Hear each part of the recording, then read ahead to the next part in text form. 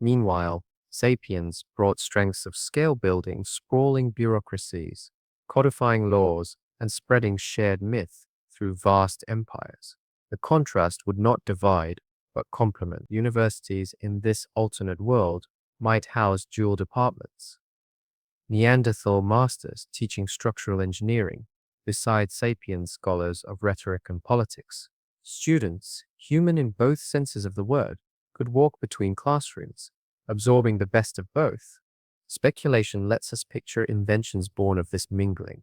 Imagine a Neanderthal built observatory, solid stone pillars, aligned with the stars, visited by sapiens philosophers who interpreted the heavens in story and theory, or Neanderthal engineers designing watermills later refined by sapiens merchants into industrial engines. Even medicine could have evolved differently. Neanderthals, with their knowledge of plants and endurance in harsh landscapes, might have developed herbal traditions, later merged with sapiens expanding medical theories. Of course, divergence would exist as well. Neanderthal architecture may have prioritized defense and shelter, while sapiens favored monuments to power and faith. Their philosophies might differ too, Neanderthals revering endurance and memory, sapiens pursuing progress and expansion. These divergent paths would create fertile tension, a world enriched by difference, not diminished by it. A cinematic vision, a library with two wings, one filled with Neanderthal stone tablets, etched with precise symbols, the other with sapiens scrolls flowing with narrative and lore. Together, they form a single repository of humanity's wisdom, greater than what either could have achieved alone. This blending and divergence would ensure that civilization was not a single melody, but a harmony of two voices. And as these voices intertwined, culture itself would become more layered, richer, more complex, and infinitely more human. Walk through the streets of an imagined city where two humanities shaped its stones. Market stalls overflow with grain carried by sapiens traders and furs brought by Neanderthal hunters. A temple stands at the city's center, its columns carved with the elegant curves of sapiens artistry, its foundations laid in the heavy blocks favored by Neanderthal builders. Music rises from a square, high, lilting songs woven with deep, resonant chants. This is civilization, not of one rhythm, but of two, entwined. In such a world, law would carry dual voices. Neanderthal councils, rooted in memory and tradition, might insist on justice grounded in oral precedent. Sapiens courts, adept at abstraction, might codify written laws that stretch across vast territories. Together, they could have forged hybrid systems, where every judgment balanced enduring memory with evolving statute. Citizens might pledge loyalty not to a single ruler, but to a union of species, acknowledging both as rightful heirs of humanity. Religion, too, would be reshaped. Shrines could hold dual altars, one honoring deities of endurance and ice, the other celebrating gods of sun and story. Festivals would merge traditions, with Neanderthal drums echoing beneath sapiens' flutes, processions weaving symbols from both lineages. Over time, entirely new faiths might emerge. Myths of twin creators, one steady, one restless, both necessary for balance. Yet harmony would not erase division. Segregation could shadow cities, with Neanderthal districts walled apart, or species-specific guilds guarding knowledge as fiercely as territory. Hierarchies might arise, favoring one over the other, sparking uprisings and revolutions demanding equality. History shows us that even among sapiens alone, power imbalances fuel centuries of struggle. With two humanities, those struggles would be sharper, deeper, perhaps more enduring. Still, the cultural wealth of such coexistence would be undeniable. Imagine libraries filled with dual texts, art galleries displaying two traditions, theaters where plays featured both sapiens actors and Neanderthal performers. A philosopher could stroll through the agora and hear debates that bridge two worldviews, each sharpening the other through difference. A poetic reflection, civilization would not be a tapestry of one color, but a weave of many threads, rough and smooth, light and dark, fragile and unbreakable. The story of humanity would never be singular, never solitary, but plural by design. Cliffhanger beat. And if civilization was shaped by many kinds of us, what would the modern world look like today? How would our nations, our laws, our very idea of human be transformed by voices that never fell silent? As the ancient empires of this alternate world gave way to the Middle Ages and beyond, two humanities carried their legacies forward. Homo sapiens pressed outward, weaving vast trade networks that tied continents together, driven by curiosity and ambition. Neanderthals, meanwhile, honed traditions of endurance and craft, favoring depth over speed, stability over expansion. Together, they entered the threshold of modernity, each carrying a different torch into the darkness. The Renaissance, in such a world, would not have been a single revival, but a dual rebirth. Picture Florentine streets buzzing with sapiens artists painting sweeping canvases of myth, while Neanderthal sculptors carved monuments of enduring stone, their heavy hands shaping works meant to last for millennia. Libraries might have doubled their treasures. Illuminated manuscripts from sapient scholars paired with precise astronomical charts etched on tablets by Neanderthal astronomers. The Enlightenment, too, would echo differently. Sapiens philosophers debated rights, governance, and freedom, while Neanderthal thinkers emphasized memory, continuity, and the wisdom of tradition. Knowledge nugget. In our reality, Europe's scientific revolution flourished in part because diverse cultures exchanged ideas through trade and conquest. In a dual human world, such exchanges would be multiplied. Two entire intellectual traditions challenging and sharpening one another. Progress would be less linear, more braided, shaped by constant dialogue between two ways of thinking. Speculation drifts into invention. The printing press, for example, might have split along species lines. Sapiens, driven by communication and expansion, would use it to spread ideas rapidly across kingdoms and colonies. Neanderthals, valuing precision and permanence, might have developed presses that prioritized durability, etching texts into materials designed to last centuries, perhaps even millennia. Twin presses, twin priorities, speed and reach from one, endurance and resilience from the other. Imagine cities of the 17th century alive with this dual energy. In one district, sapiens traders gather in coffee houses, exchanging news from across the seas. In another, Neanderthal guilds convene in stone halls.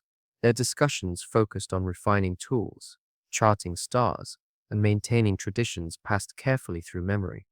Where sapiens rushed to expand outward, Neanderthals dug deeper into mastery of the known. Neither path alone defines modernity. It is the interplay of both that builds it. The contrast frames a larger truth. Progress is never singular. It is always a dialogue between different perspectives, different strengths. In this alternate history, that dialogue would be literal, carried by two species, shaping one world together. And so the stage is set for the next leap. Not just the flowering of art and philosophy, but the thunder of machines, the rising smoke of factories, and the birth of an industrial age driven by two humanities instead of one. The dawn of the industrial age would have looked unlike anything we know. In our world, sapiens alone filled the cities with smoke and iron, chasing speed and profit. But in a world where Neanderthals endured, the factories, railroads, and engines of progress would carry the imprint of two species, each shaping industry in their own way. Picture a 19th century city skyline. Tall chimneys rise, belching smoke into the sky, while stone-fortified factories, built by Neanderthal architects, stand like fortresses of industry. Sapiens entrepreneurs drive expansion outward, building rail lines that stretch across continents, while Neanderthal engineers refine the machinery itself, ensuring gears last longer, tools break less often, and bridges endure through storms. One species chases the horizon, the other anchors innovation in resilience. Knowledge nugget. In our real world, industrial success often hinged on metallurgy, strong as steel, improved mining, durable machines. Neanderthals, with their deep memory and practical mastery of stone and bone tools, might have translated that gift into early metallurgy, developing methods for forging tools that resisted wear. Their traditions of endurance would fit perfectly into an age that demanded machines run day and night. Speculation lets us wander through these dual streets. Imagine Neanderthal guilds controlling mining towns, their strong hands hauling ore from the earth, their expertise refining smelting techniques. Above them, sapiens financiers broker deals across oceans, linking London, Calcutta, and New York in vast webs of trade. The railways themselves might bear dual signatures, sapiens driving the spread of tracks across continents, Neanderthals ensuring every bridge and tunnel was carved to last generations. Factories would reflect this partnership and tension. Sapiens owners, hungry for profit, might demand speed, faster production, cheaper labor. Neanderthal overseers, proud of craft, might resist, insisting on quality over haste. Such differences could spark labor disputes, not just of class, but of species. Yet cooperation, too, would thrive. In workshops where sapiens innovation met Neanderthal endurance, machines could be designed that were both efficient and reliable, blending two traditions into one. Cinematic vision, a bustling port city where sapiens steamships arrive heavy with goods, while Neanderthal dock workers and builders strengthen the harbor walls against the pounding sea. At night, lamps glow in streets paved with stone strong enough to last centuries, as sapiens writers in cafes pen manifestos about freedom and progress. Two humanities, each reshaping the industrial age in their own image, together creating a world both restless and resilient. This dual revolution would ripple outward. Industry was never just about machines. It was about identity. In this alternate history, the story of progress is not sapiens alone, but the shared ambition of two species, one driving expansion, the other ensuring endurance. The rise of science would have been even more complex in a world with two humanities, where Homo sapiens leaned toward abstraction and broad theories. Neanderthals might have excelled in sciences rooted in careful observation, endurance, and memory. Together, their different cognitive strengths could have driven revolutions unlike any we know. Consider astronomy. Sapiens thinkers, hungry for pattern and meaning, built mathematical models of planetary motion. Neanderthals, with their powerful spatial memory, may have charted the stars with exquisite accuracy, recording alignments observed generation after generation. The result could be hybrid observatories. Sapiens drawing orbits on parchment, Neanderthals etching precise alignments into stone pillars, ensuring future generations inherited both imagination and precision. Medicine, too, would be reshaped. Two anatomies mean two medical traditions. Neanderthals, stockier, with robust skeletons, would face different injuries and ailments than sapiens. Entire schools of healing could emerge dedicated to Neanderthal physiology, bone setting refined to their frames, herbal remedies adapted to their immune responses. Sapiens medicine might emphasize broader theory, anatomy texts, and experimentation. Together, these dual traditions could merge into a richer science. Hospitals where doctors studied two bodies, pharmacologies tuned to multiple physiologies. Knowledge. Nugget. Even in our timeline, Neanderthal DNA shapes health today. Genes inherited from them influence immunity, metabolism, and even responses to viruses. Imagine if Neanderthal doctors had lived to study those genes themselves, leaving treatises on immunity centuries ahead of their time. Speculation carries us into the realm of invention. Neanderthal engineering, favoring endurance, could have produced machines built to last decades, while sapiens inventors pushed for new designs every generation. Air travel might have unfolded differently. Neanderthal built gliders perfected through patient testing, later refined by sapiens dreamers into powered flight. Computing might also have split into dual approaches, sapiens designing abstract algorithms, Neanderthals crafting hardware optimized for reliability and strength. Cinematic vision, a great university with twin halls. In one, sapient scholars lecture on physics, scribbling equations across blackboards. In the other, Neanderthal professors lead apprentices in memorizing geological layers, teaching through lived memory. how mountains shift and rivers carve valleys between these halls. Students of both species mingle in courtyards, trading notes, challenging one another, shaping ideas greater than either could produce alone. Together, science in this alternate world is not a singular ladder of progress, but a braided rope woven from abstraction and observation, theory and endurance. Each species brings what the other lacks, ensuring knowledge grows broader, deeper, and more resilient. Step into the 20th century of this alternate world. The streets of modern cities hum with two rhythms, one sapiens, one Neanderthal. Skyscrapers rise with steel frames designed by sapiens engineers, but their stone foundations are laid with Neanderthal precision, meant to endure for centuries. Subways carry commuters of both species, their faces reflecting the diversity of humanity, not in culture alone, but in biology itself. Industry and labor would likely sort along familiar lines, but deepened by difference. Sapiens, with their hunger for expansion and networks, might dominate finance, diplomacy, and global corporations. Neanderthals, resilient and practical, might thrive in construction, heavy industry, and the sciences of endurance. Yet, over time, these divisions would blur. Neanderthal scientists in white coats could push medical frontiers, while sapiens artisans might craft music inspired by Neanderthal chants. Cooperation would redefine stereotypes, but not without struggle. Knowledge nugget. In our timeline, civil rights movements reshaped nations, expanding the definition of equality. In this dual humanity world, such struggles would be broader. Marches might demand not just racial or gender equality, but species equality. Legal recognition that Neanderthals were as fully human as sapiens.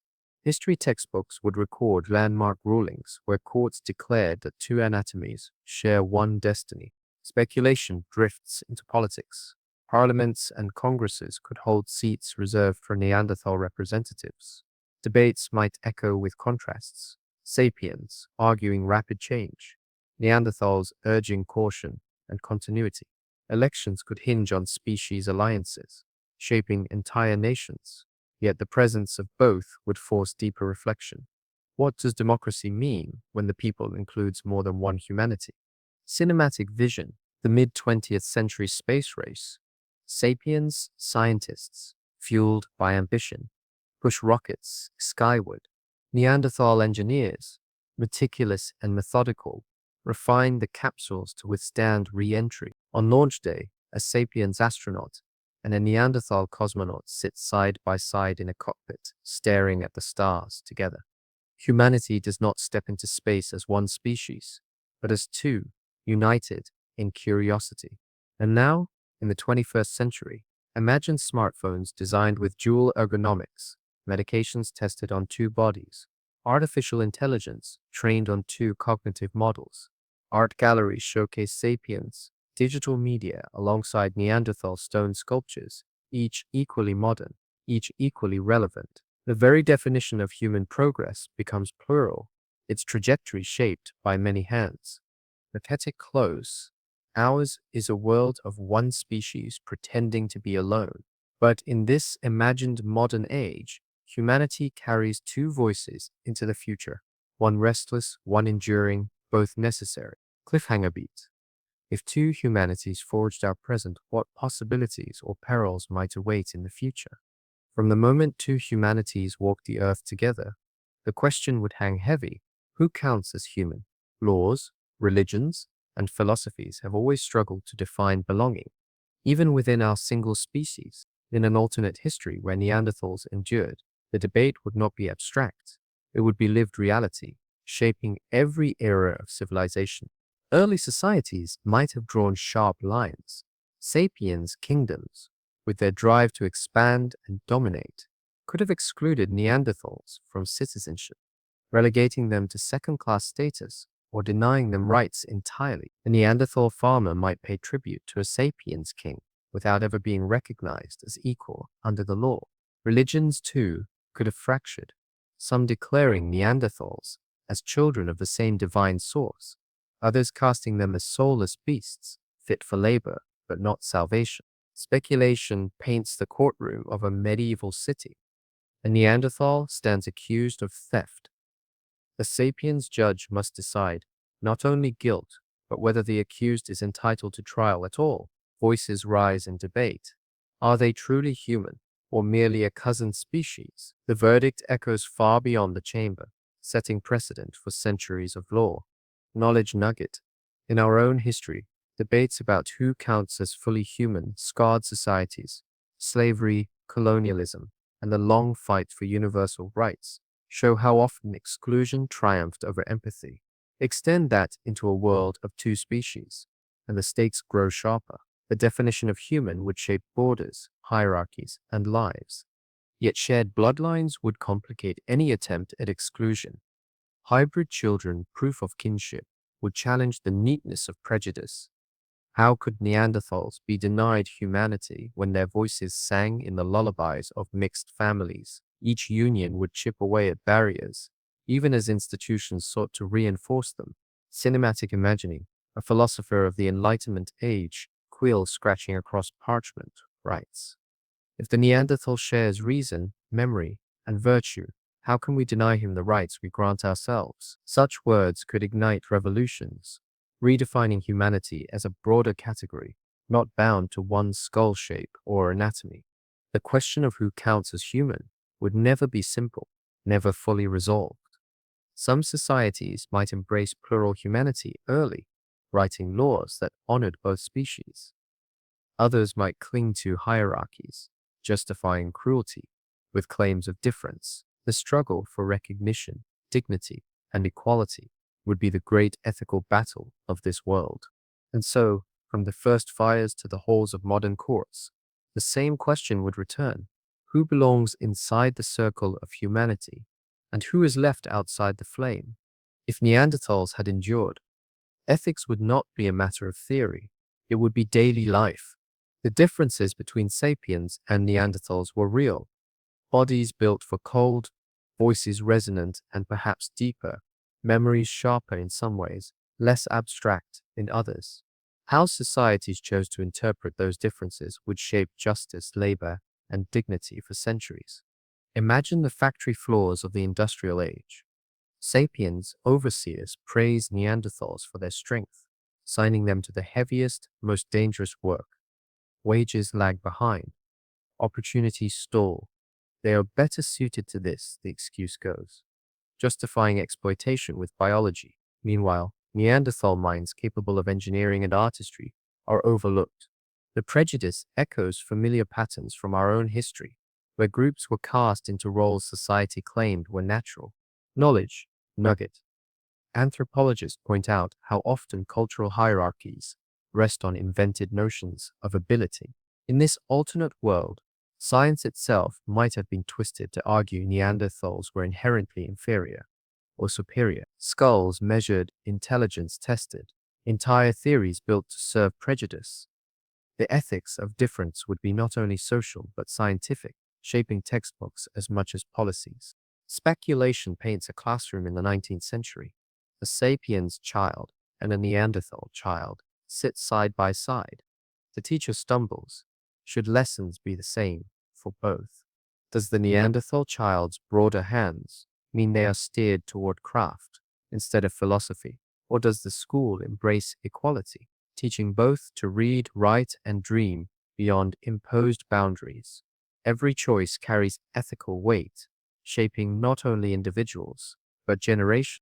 Healthcare, too, would raise dilemmas. Different anatomies mean different needs.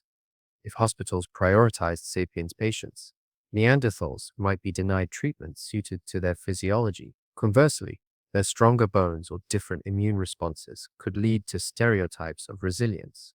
They don't need as much care. Compassion could wither beneath assumption. Yet, empathy movements would rise in response. Writers, philosophers, and activists might argue passionately that difference is not deficiency. Poets could frame diversity as beauty, while reformers demand protections for Neanderthals in workplaces, schools, and courts. Campaigns for justice would echo civil rights struggles of our own history, carrying banners not only of race or class, but of species. Cinematic vision, a protest in a crowded square. Sapiens and Neanderthals march together, holding signs that read, "Two species, one humanity." Police lines waver, governments hesitate, but the message spreads. Slowly, painfully, laws begin to change. The ethics of difference remind us that humanity's greatness lies not in sameness, but in how we treat those who are not like us. In this alternate world, that truth would be tested daily across factories, classrooms, hospitals, and homes, and every struggle would force societies to confront the same question: do we use difference to divide, or to deepen our understanding of what it means to be human? Between sapiens and Neanderthals, bloodlines did not always remain separate. The genetic echoes we carry today prove that unions happened, and in a world where Neanderthals survived, those unions would not be whispers of the past, but living realities. Hybrid children, born of two species, would stand as proof that humanity was never singular. But how would societies see them?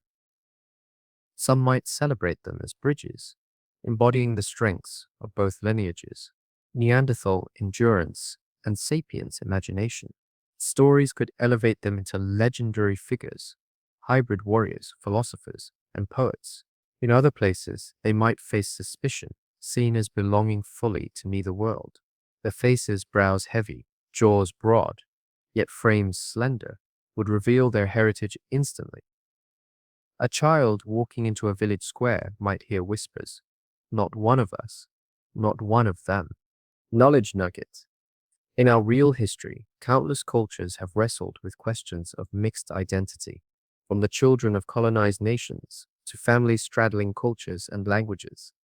The struggle to belong echoes across time. Hybrids in this alternate world would live those struggles with sharper edges, their very biology a reminder of difference.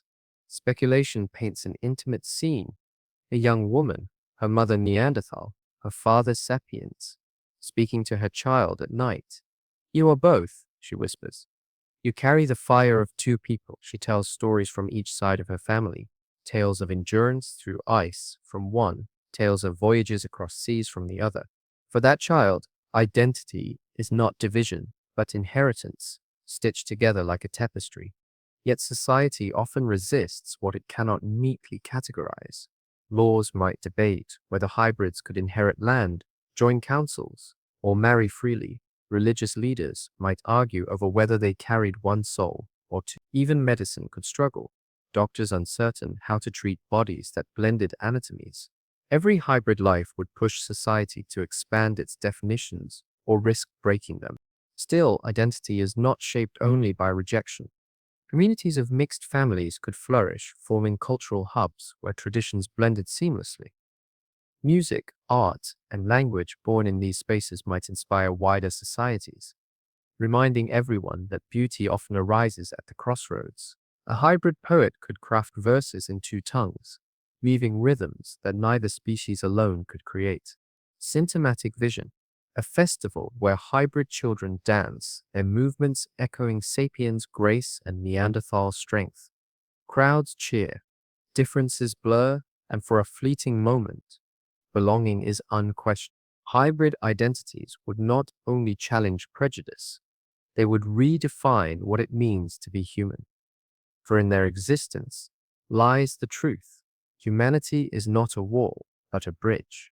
As centuries turned and struggles unfolded, the great question of two humanities would reach a crescendo. Can we embrace a definition of human broad enough to hold us all? After wars, prejudice, and hard-won reforms, the modern age might stand at a threshold, not of division, but of unity. Movements for universal rights would rise, just as our world saw declarations of independence and charters of human rights.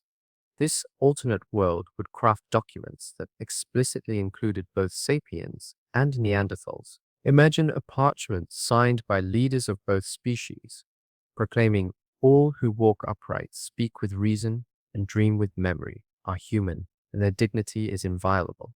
Such words would not erase difference, but enshrine it as part of a shared identity.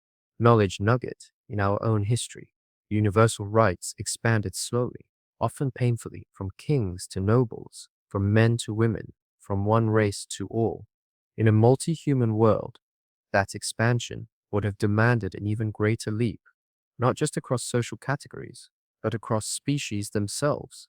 Speculation brings us into modern times.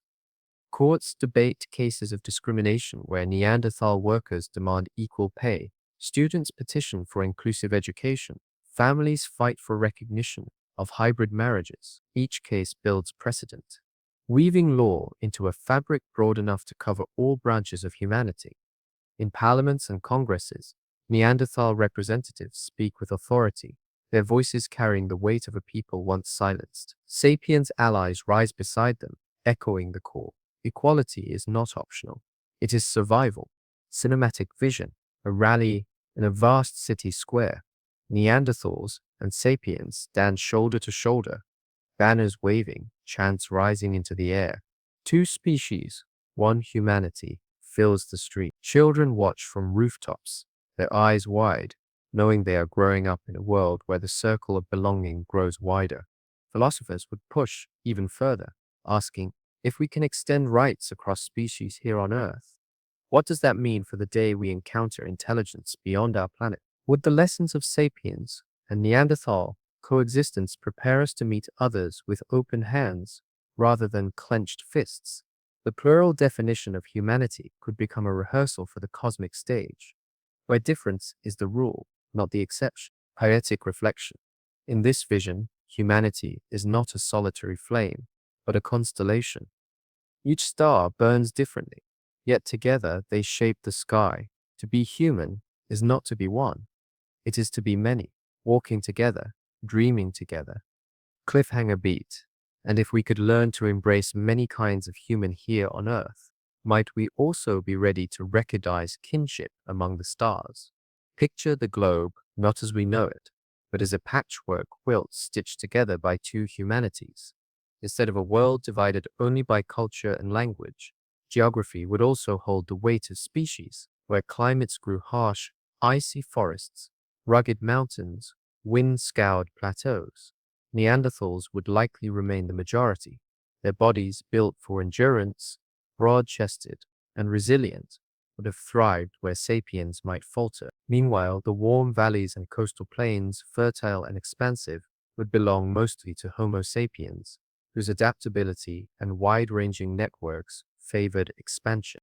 Northern Europe could have been a Neanderthal heartland. Imagine Scandinavia not as the land of Vikings alone, but as the center of enduring Neanderthal dynasties, their stone halls echoing with voices deep and resonant. In Asia, high-altitude plateaus, such as Tibet, might have been dominated by Neanderthal or Denisovan-descended peoples, their genes granting them natural mastery of thin air. The genetic echoes we see in modern Tibetans today, derived from Denisovans, suggest this speculation is more than fantasy. It is an alternate path rooted in real evidence. Knowledge nugget. In our timeline, Neanderthal DNA makes up 1 to 2% of all non-African humans, while Denisovan DNA lives strongest in Melanesia and parts of Southeast Asia.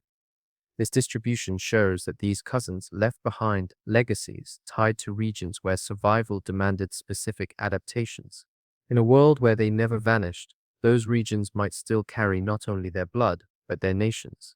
Speculation drifts to the Mediterranean.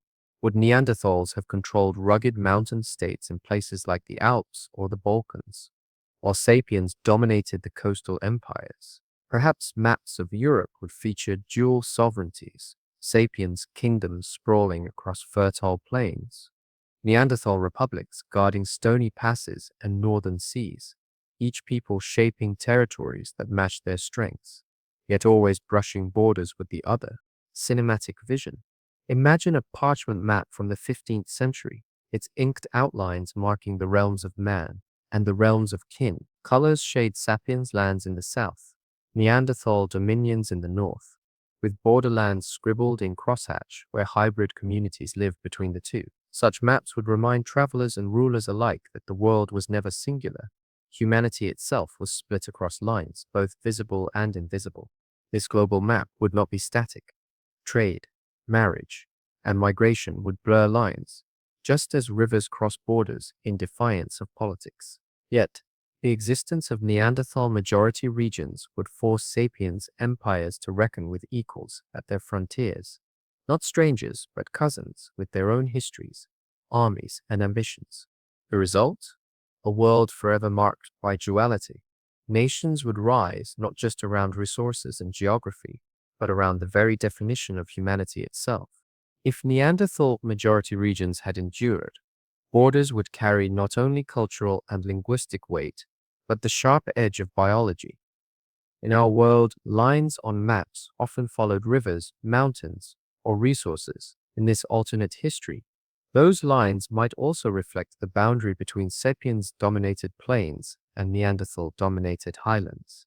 Every treaty, every alliance, every rivalry would be shadowed by the question, is this a negotiation between nations or between species? Speculation takes us into the age of medieval diplomacy.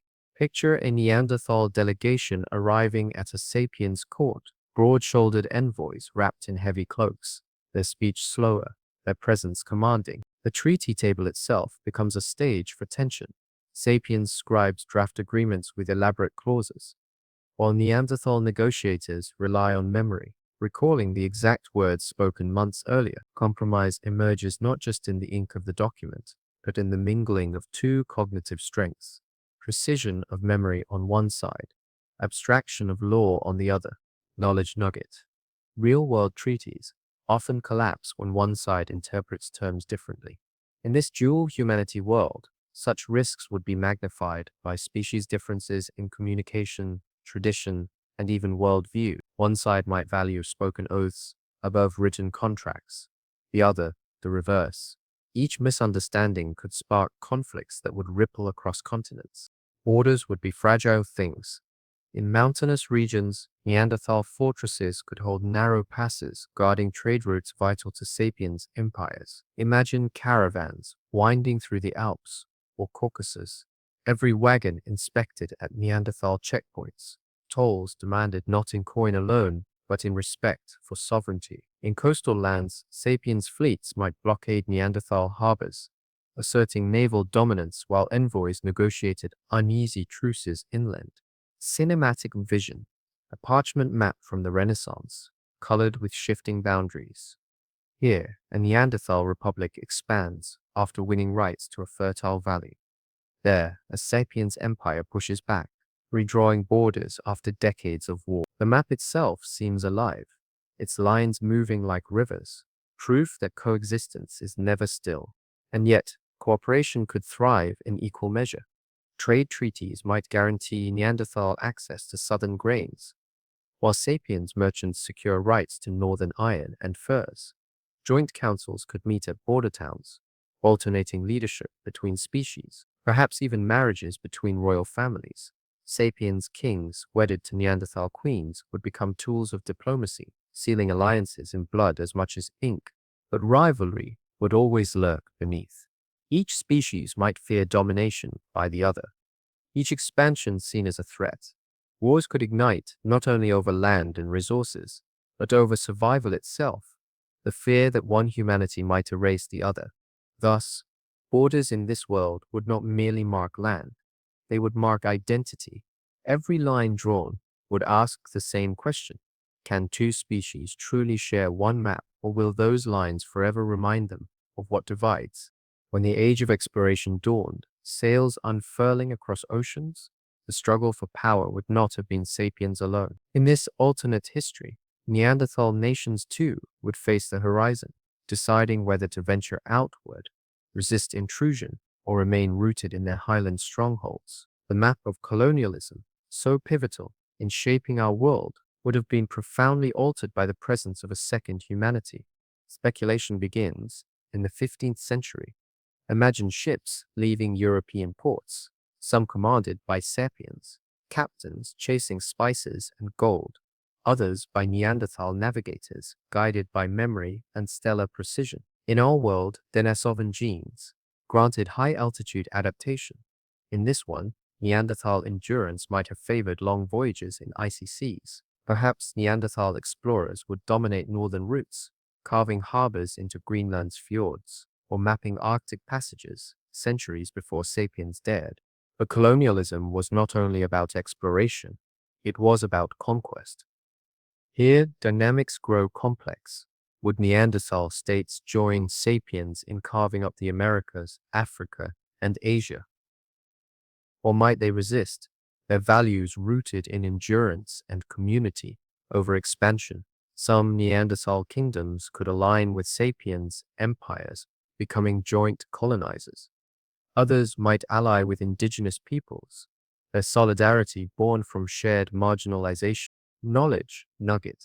In our real world, colonial maps often reflected not just geography, but ideology, dividing lands by imagined hierarchies of race and culture. In a dual humanity timeline, those hierarchies might have been sharp. Colonized peoples could face not only the question of race, but of species, whether their rulers came as sapiens conquerors, Neanderthal overlords, or both in uneasy alliance. Cinematic imagining. Picture a coastal fortress in West Africa. The sapiens garrison flies one flag, a Neanderthal fleet anchors nearby under another. Inside the trading halls, merchants of both species barter for ivory and gold, while local leaders weigh which alliance offers survival. Rivalries between colonizers would fracture the colonial project itself, turning distant lands into arenas where sapiens and Neanderthal ambitions clashed as fiercely as cannons. By the 18th century, global powers would look very different. Instead of Britain and France alone, perhaps a great Neanderthal confederation in northern Europe competes for dominance, their industrial base rooted in mining and metallurgy. The balance of power might tilt differently in Asia too. Neanderthal majority highland states controlling Himalayan passes and Siberian resources, forcing sapiens empires to negotiate access. Colonialism in this alternate world would not be a singular domination, but a tangled contest. Two species extending influence, sometimes together, sometimes against each other, reshaping continents not only with new borders, but with new meanings of power. And yet, the deeper question lingers. If two humanities shared the globe, would conquest have been inevitable, or might coexistence at home have taught restraint abroad? History rarely chooses peace, but speculation allows us to glimpse both paths. When the modern age arrived, borders hardened and armies swelled. In our world, world wars were fought by sapiens alone, but in this alternate history, two species would march into the trenches together or face one another across the battlefield. The global map would not only be carved by nations, but by the weight of biology, alliances, and fear. Speculation takes us to 1914. Europe is a patchwork of sapiens empires and Neanderthal kingdoms. Some are allies, others rivals, their treaties tangled like roots. When the spark of war ignites, the conflict spreads not just along national lines, but across species divides. Trenches fill with soldiers of two kinds: sapiens, sharpshooters with quick reflexes, Neanderthal infantry with powerful endurance. Together they fight, mud clinging to boots of different shapes, gas masks molded to two anatomies. Knowledge nugget. In our own world, global conflicts were driven by resource competition and nationalist fervor. In a dual humanity timeline, these tensions could deepen. A Neanderthal nation, denied access to fertile valleys, might align with one sapiens' power against another. Propaganda could exploit species difference, casting enemies as less human to justify violence. Posters and speeches would weaponize biology, making war not only political, but existential. Cinematic vision. Imagine a battlefield where Neanderthal and sapiens regiments charge side by side, their war cries mingling as artillery thunders. Now imagine another front where Neanderthal divisions clash against sapiens armies, the fight framed as proof of which species deserves to rule. The same war could hold both brotherhood and bloodshed, unity and division, echoing the contradictions of their shared history. And then the Second World War. Would dictators exploit species difference as fuel for ideology? Might genocides expand to target not only ethnic groups, but entire branches of humanity? Or could shared struggle against tyranny finally cement universal rights, proving that survival requires both species standing together? The outcomes could diverge, but the cost would be immense. The Cold War, too, would gain new dimensions. Imagine rival blocs, sapiens-led capitalist powers, Neanderthal-led socialist federations, each species bringing its strengths to espionage, science, and arms races. The nuclear shadow would fall on two humanities at once, the survival of the world hinging not just on politics, but on whether cousins could trust one another. And the cliffhanger remains. Would world wars look different, or would they be the same, just bloodier? Perhaps cooperation would soften the blows, allies bound across species lines, or perhaps division would sharpen every conflict, turning wars into struggles for existence itself.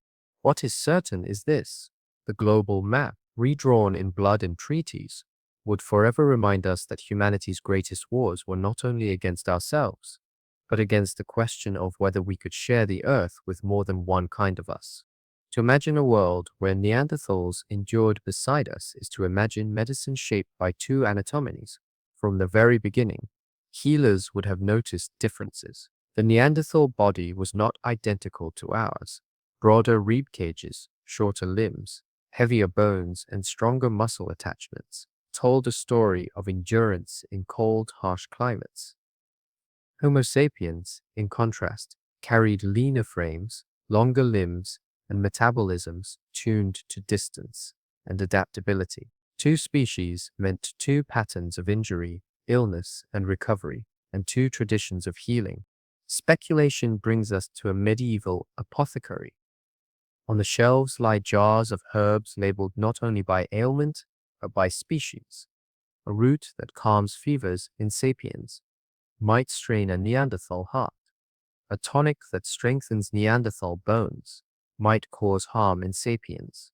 Children, early physicians scribbling notes by candlelight, begin to compile dual medical texts, two columns side by side, mapping cures across two kinds of human bodies.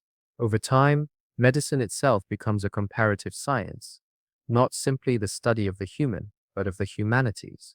Knowledge nuggets. Even in our reality, fragments of the Neanderthal genome influence modern health.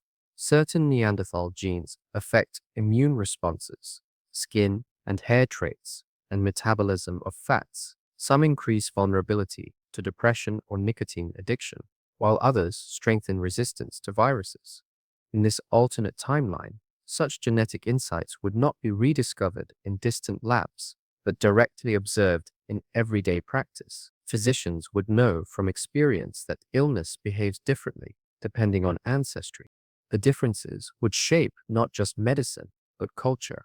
Imagine anatomy schools in the Renaissance, drawing two bodies on parchment, one long and lean, another thick and powerful. Students debate, are they variations of one design or distinct models of humanity? Such lessons would ripple outward, influencing how philosophers, artists, and even priests thought about the soul. Cinematic vision, a lecture hall in the 18th century, where a sapiens physician displays a skeleton beside a Neanderthal one. He gestures to the broader ribcage, the denser bones, the larger skull. Two anatomies, he proclaims, yet both bound by reason, breath, and blood. The audience, filled with both species, nods, recognizing themselves in difference as much as in likeness. This dual science would be demanding, but also enriching. Every illness, every cure, every experiment would require collaboration, where one species brought endurance, the other brought adaptability. Medicine, in this world, would not grow from a single trunk, but from two roots entwined. And so, from the first poultices of herbs to the lecture halls of modern science, the human body would never be a singular subject. It would always be plural, reminding us that to heal humanity meant to heal two at once. When two species share the earth, even disease becomes a question of identity. Epidemics that swept through sapiens populations might not have struck Neanderthals with the same force, or vice versa. In this alternate history, Plagues would not only be measured in lives lost, but in which humanity bore the brunt of the suffering. Speculation takes us to a medieval city besieged by pestilence. Sapiens' families fall swiftly to a fever that spreads through crowded streets, while Neanderthal neighbors seem strangely resistant. Rumors spread. Are they immune or hiding a cure? Suspicion curdles into fear, fear into blame. Later, in another century, the roles reverse. An illness burns through Neanderthal villages, leaving sapiens spared. Healers realize they are facing not one human biology, but two, each carrying strengths and vulnerabilities unknown to the other. Knowledge nuggets. In our reality, scientists have already linked Neanderthal DNA to immune responses. Certain genetic variants passed into modern humans influence how our bodies react to influenza, coronaviruses, and even autoimmune diseases. Some lineages brought resistance, others made us more vulnerable. In a dual humanity world, such differences would be visible not only in genes, but in daily survival. The existence of hybrid individuals complicates the picture further. A child born of sapiens and Neanderthal parents might inherit mixed immunity, resistant to certain viruses, but more susceptible to others. Physicians in ancient and modern times alike would puzzle over such patients, realizing that bloodlines carried both shields and weaknesses. Over centuries, families might track lineages not only by ancestry, but by how their children endured waves of plague. Cinematic imagining, a healer in the 17th century leaning over a patient while an apprentice takes notes. In Sapiens, he says, the fever burns too hot. In Neanderthals, it burns slow but steady. He prescribes different remedies for each, his voice calm but weary. On the table beside him lies a book on the duality of human ailments, its pages filled with careful observations of species-specific illnesses. Beyond danger, there would also be cures. Plants or minerals that healed one species might reveal new medicines when studied through the lens of two anatomies.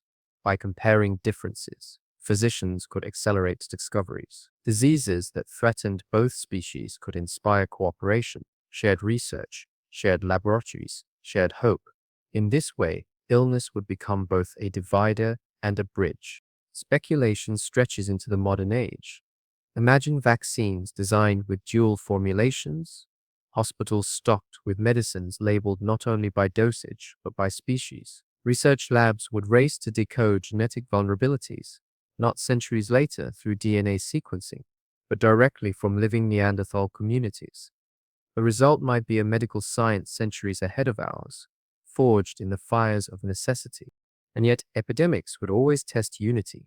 Each plague would pose the same question: do we protect one another as kin or retreat behind the walls of difference?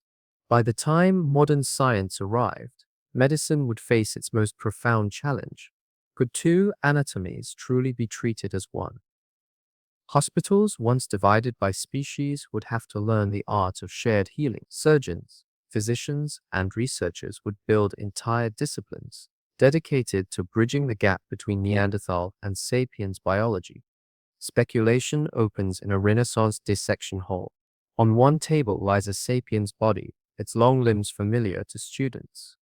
On another rests a Neanderthal, ribs broad, bones dense, skull heavy. Professors pace between them, pointing to similarities: hearts beating, lungs breathing, blood flowing red, and to differences: shorter femurs, thicker joints, larger sinuses.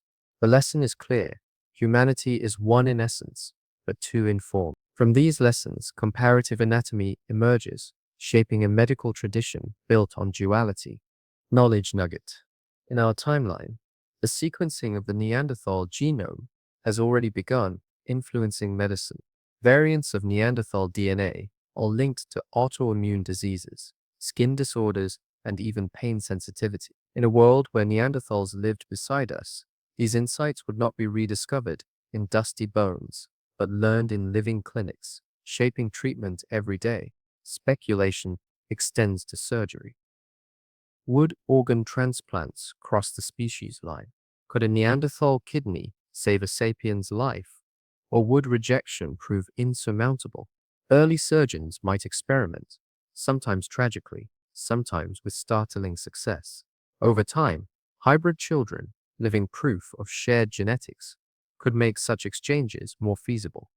By the modern age, transplant registries might include both species, with doctors trained to match donors not just by blood type, but by species lineage.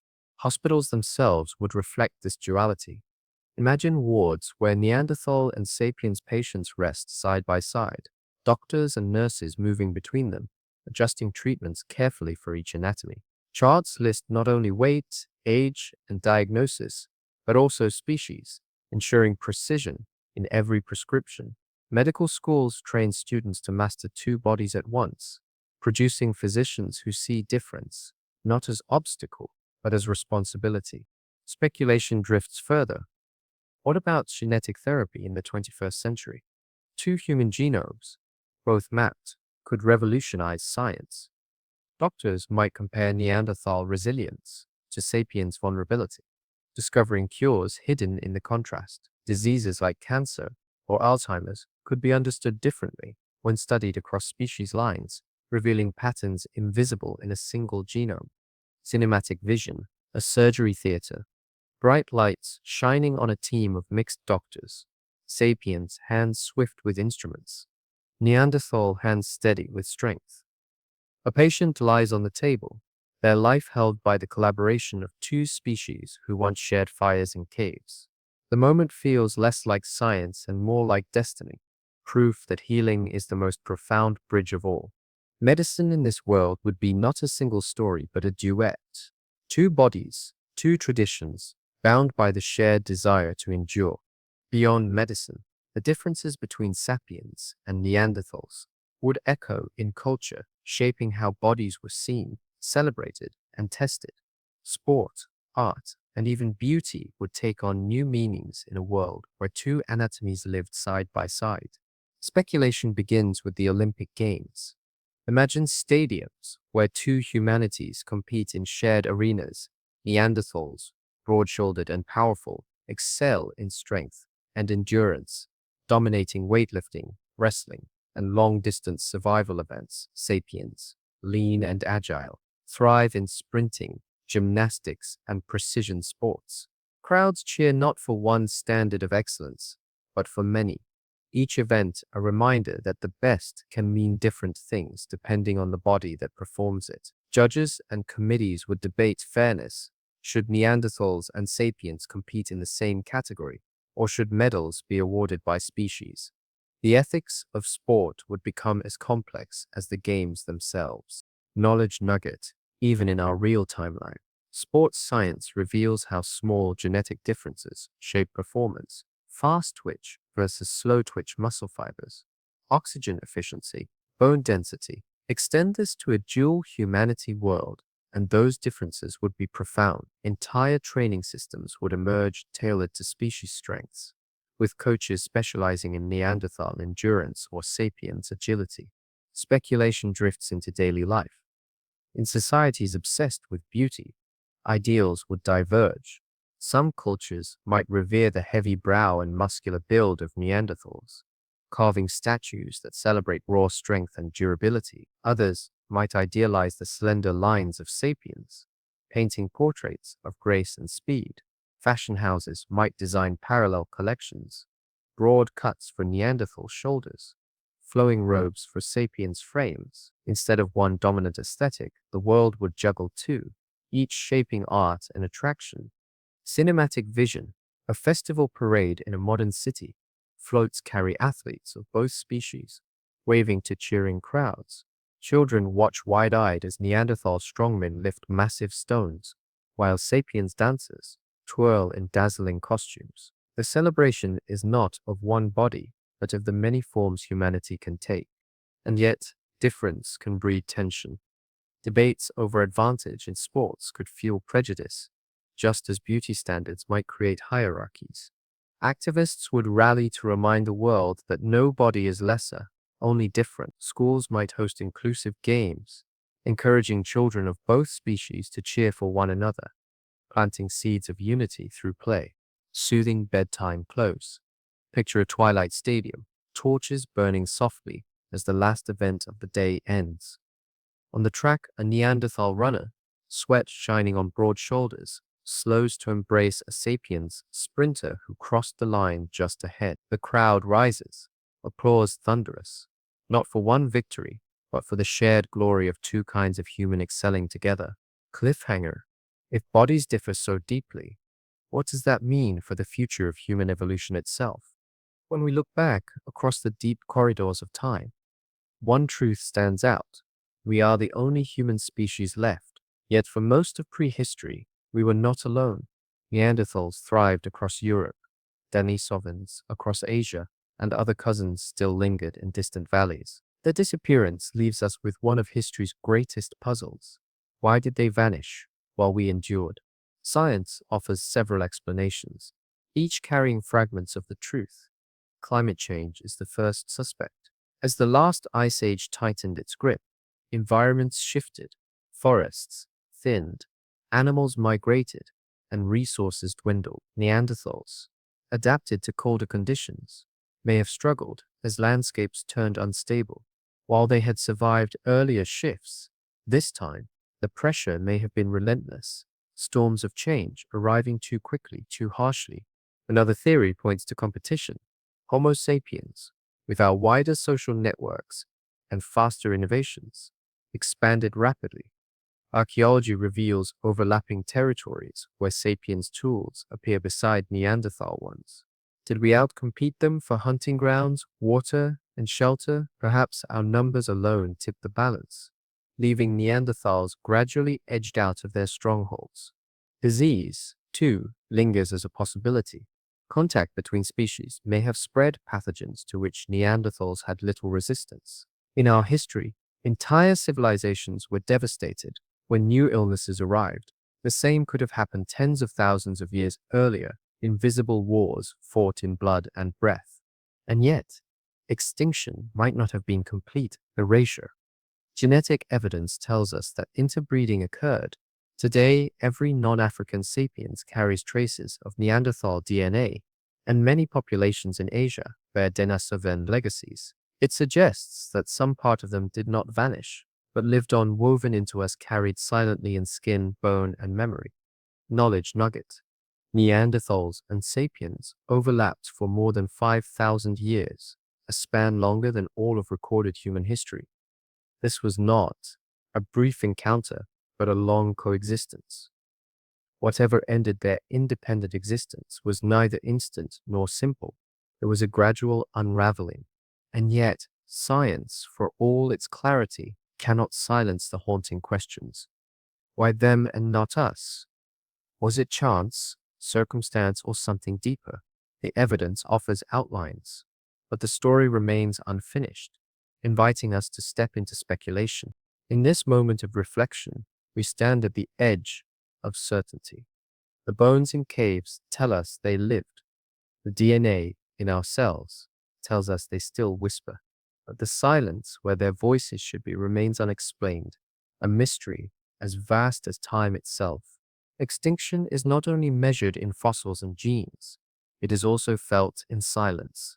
When the last Neanderthal hearth cooled, when the final Denisovan voice faded into the wind, something vanished from the world that no chart or dataset can restore. We live in the echo of that absence, inheritors of a stage where once there were many actors, now reduced to one. Speculation lets us imagine the quiet that followed. Picture a cave deep in the Pyrenees. For generations, Neanderthals gathered there, fires flickering on walls, painted with ochre. Their songs once echoed through the stone. Their laughter mingled with the cries of children. Then one season, they did not return. The ashes cooled, the walls waited, but no voices came back. The cave remained, but the life within it was gone. Such silences spread, valley by valley, until their world dissolved into ours. Knowledge nugget. Archaeologists sometimes describe abandonment horizons, layers in the earth that show when a site was suddenly left behind. One moment filled with tools, hearth, and bones, the next empty. In these layers, we glimpse not only survival but loss, the abrupt vanishing of lives that had filled those spaces for millennia. The weight of their absence lingers in subtler ways too. Imagine myths that might have been told if their voices had endured, philosophies shaped by their memories, sciences guided by their patience. The world we inhabit is narrower, less plural than it might have been. Our cultures, rich as they are, grew in a soil missing half its nutrients. We cannot know how many possibilities were lost when the last of our cousins faded. Cinematic vision, a hillside, at dusk, a sapiens hunter pauses, hearing only the wind. Not long before, another kind of human walked here, leaving tracks alongside his own. Now the tracks are gone. He cannot name what is missing, but he feels it, an emptiness in the world, as if a second heartbeat has stopped. This is the paradox of survival. We celebrate that our species endured, that we filled the earth and reached the stars.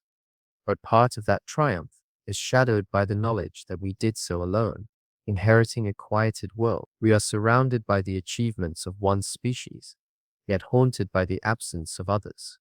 The silence left behind is not just theirs, it is ours too. It is the silence of questions unanswered, of voices never heard, of stories never told. And in that silence, we are reminded of how fragile existence can be, how easily one branch of the tree can fall while another grows. Science gives us its answers: climate, competition, assimilation, but still, the question lingers like a shadow at the edge of firelight. What if they had survived? What if Neanderthals had walked beside us into the present? Their voices not echoes in DNA, but living companions in our cities, our councils, our families. Speculation lets us drift into this haunting possibility. Imagine history's great moments, not with one humanity, but with two. The pyramids, rising beneath a sun that shone on Neanderthal stone cutters, as well as sapient scribes, the age of exploration, with Neanderthal navigators charting icy northern seas, the modern world, with parliaments where two species sit together debating the future. This vision is not fantasy. It is a question of paths not taken, of doors closed too soon. Knowledge nugget. In every strand of our DNA, there are whispers of this what if. The Neanderthal genes that shape our immunity, our hair, even our sleep patterns, are fragments of a life that almost endured. Science says they are gone, yet our bodies carry reminders that they were never truly absent. This duality, loss and presence, keeps the question alive. But imagination also brings unease. What if survival had meant rivalry, not partnership? What if wars between species scarred the earth even deeper than our own conflicts have? Would world wars have been doubled in ferocity, genocides sharpened by the blade of difference? Survival might not have meant harmony, but a bloodier history still. Cinematic vision, a quiet museum hall, behind glass, rests a Neanderthal skull, heavy-browed and silent. Visitors pass by, reading the plaque, nodding, moving on. But one pauses, staring into those empty sockets, and whispers, "What if?" The question hangs heavier than the bone itself, for in that skull we see not only what was, but what might have been. Soft, reflective, close. Perhaps the greatest mystery is not why they disappeared, but why we alone remain. Was it chance, destiny, or something fragile in the balance of survival? Science offers closure, but imagination refuses to let the story end. The haunting what if lingers because it speaks to something deeper in us.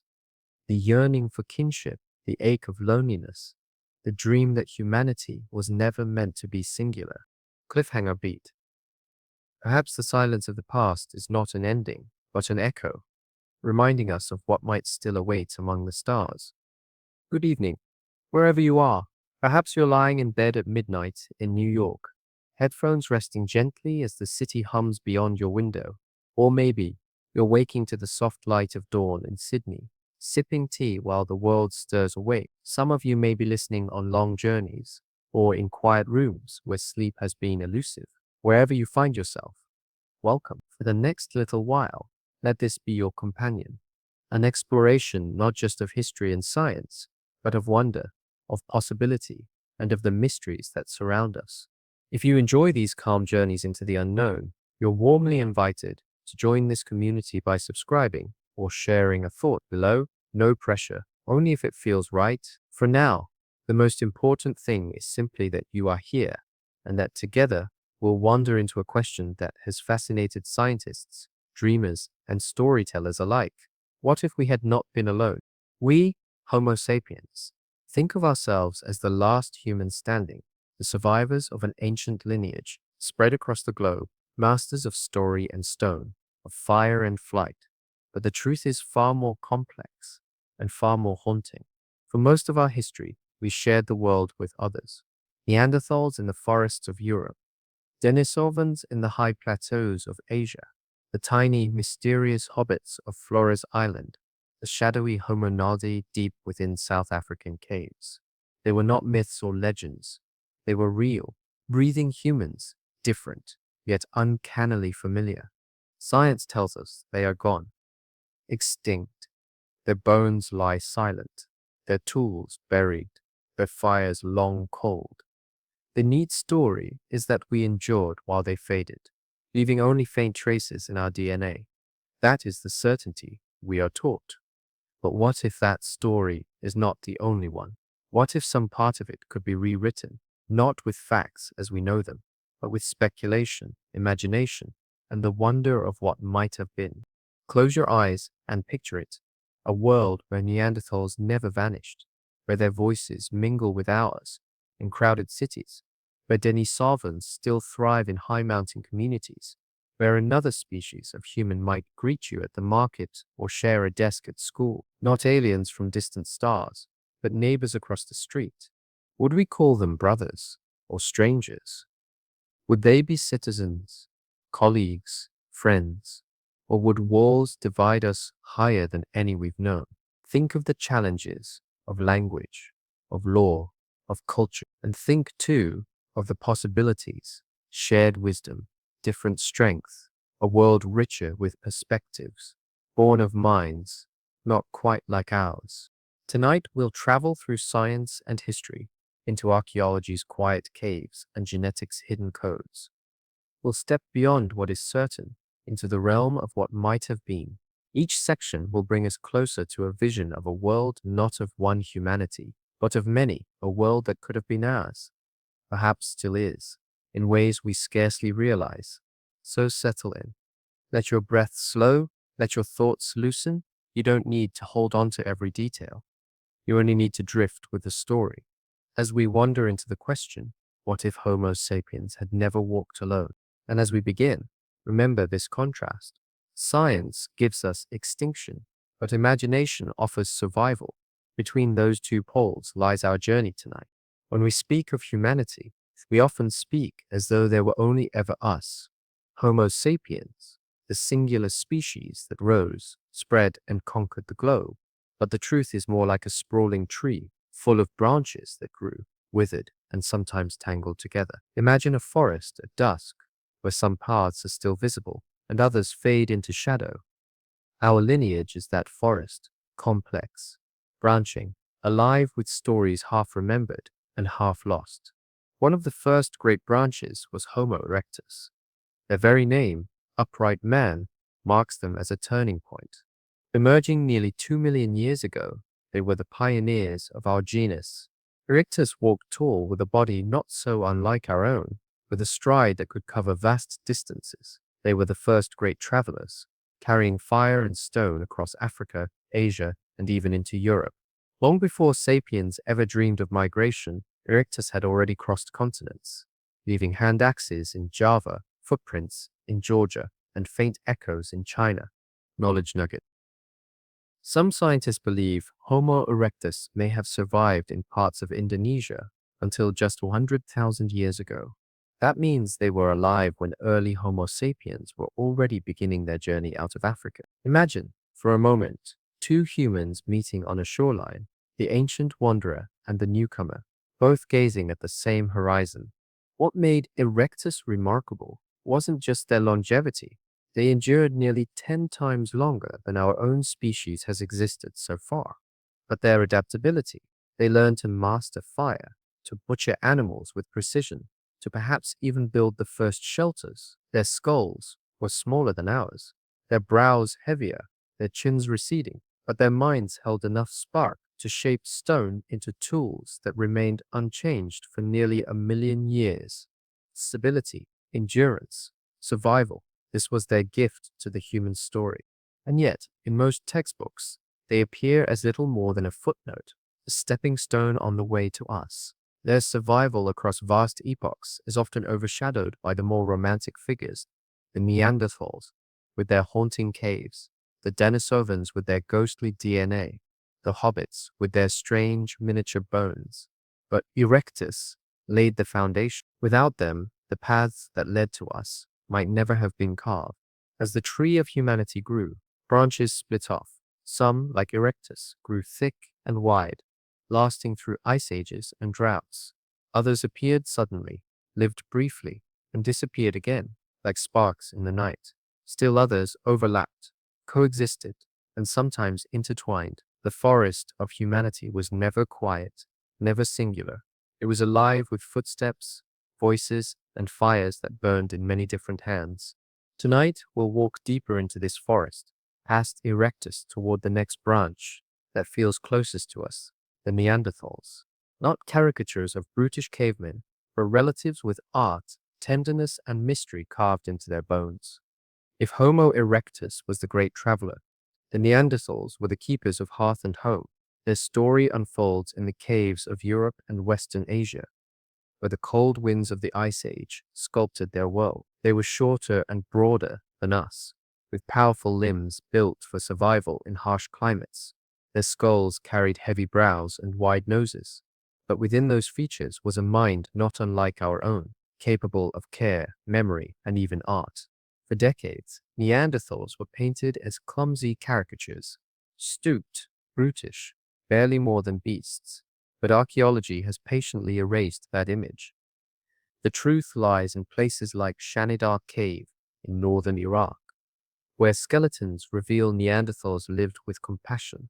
One skeleton shows evidence of a man who had been severely injured, yet survived for years, long after his wounds would have left him helpless.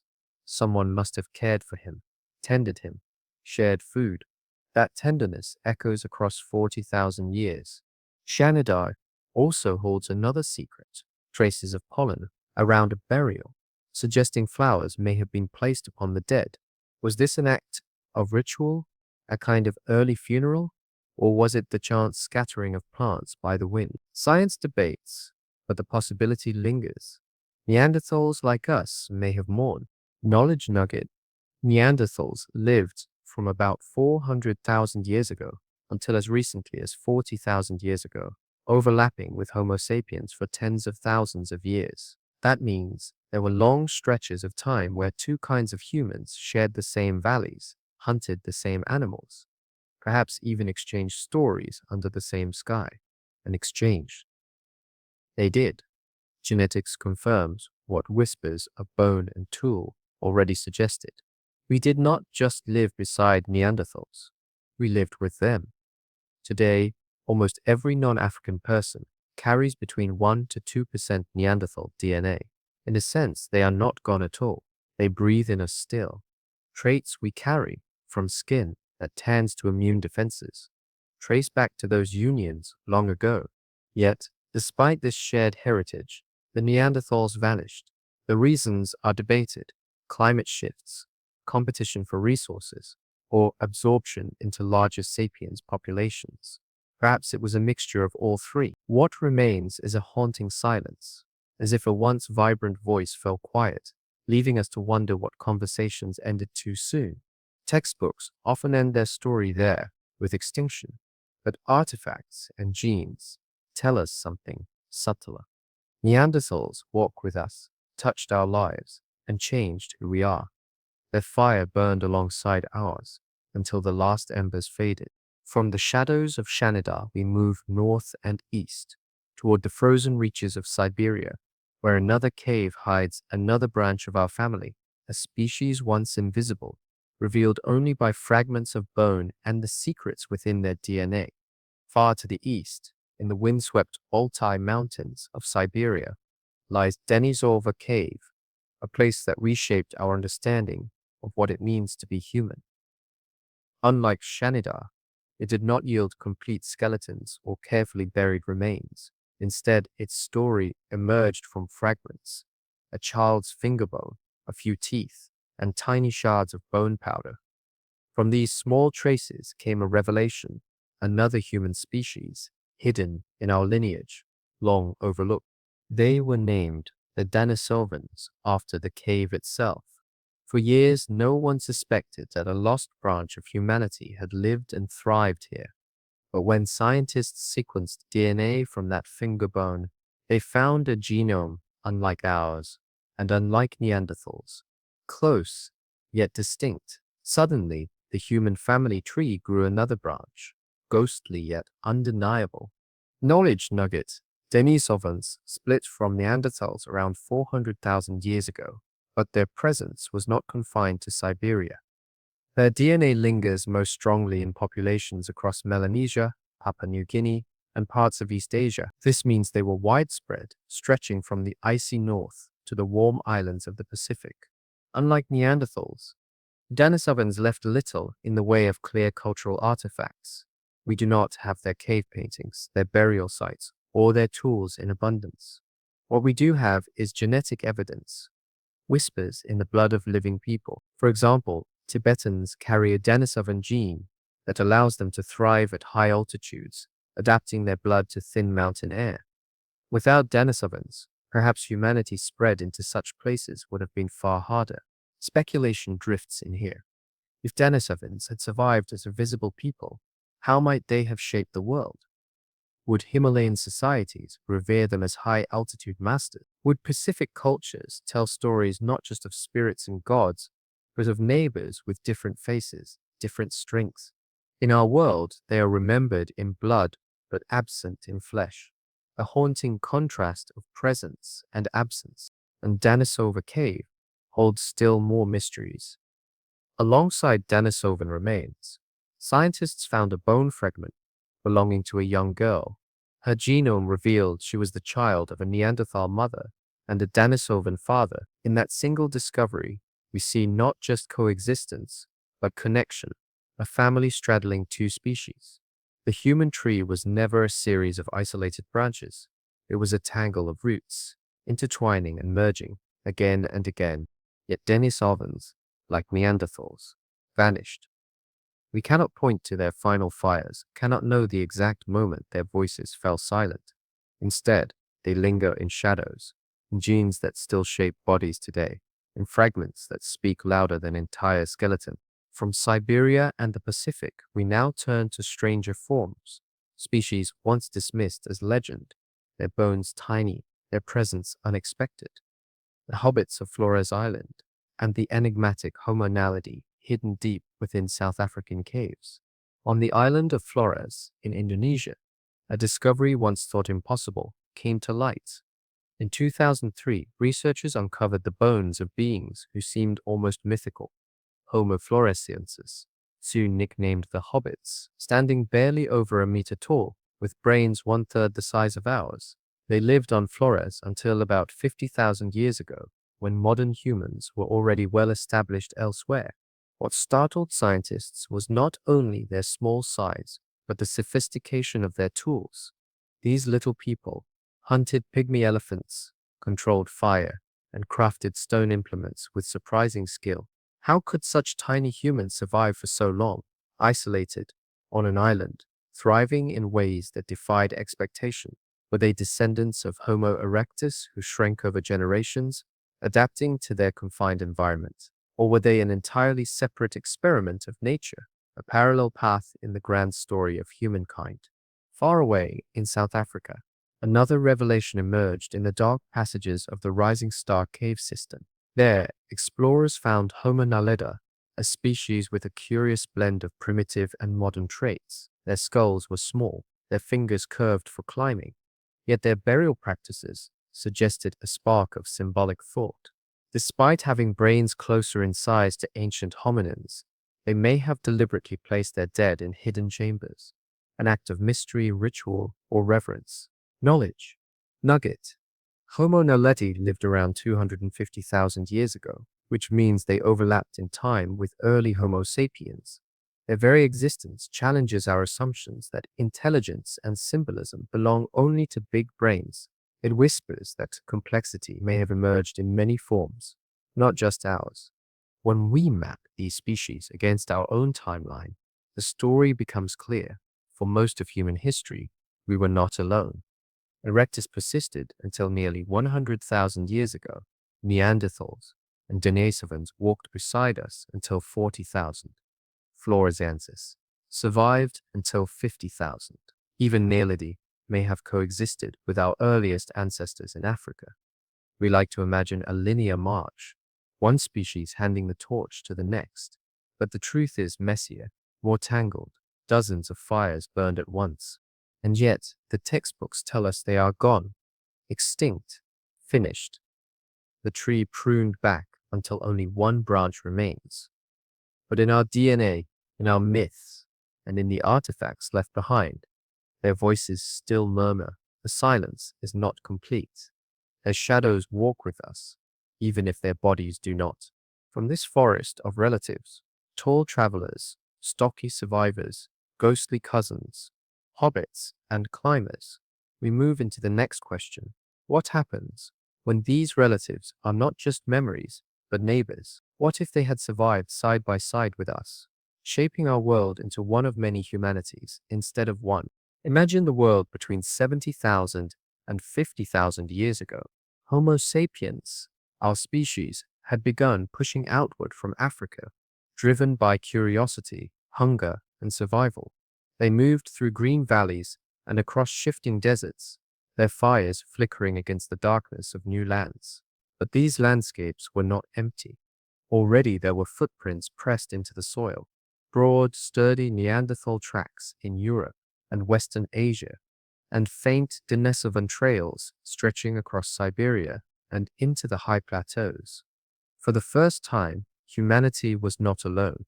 Archaeology gives us fragments of this overlapping time, stone tools of different styles lying side by side in ancient caves, layers of habitation that reveal one species moving in after another.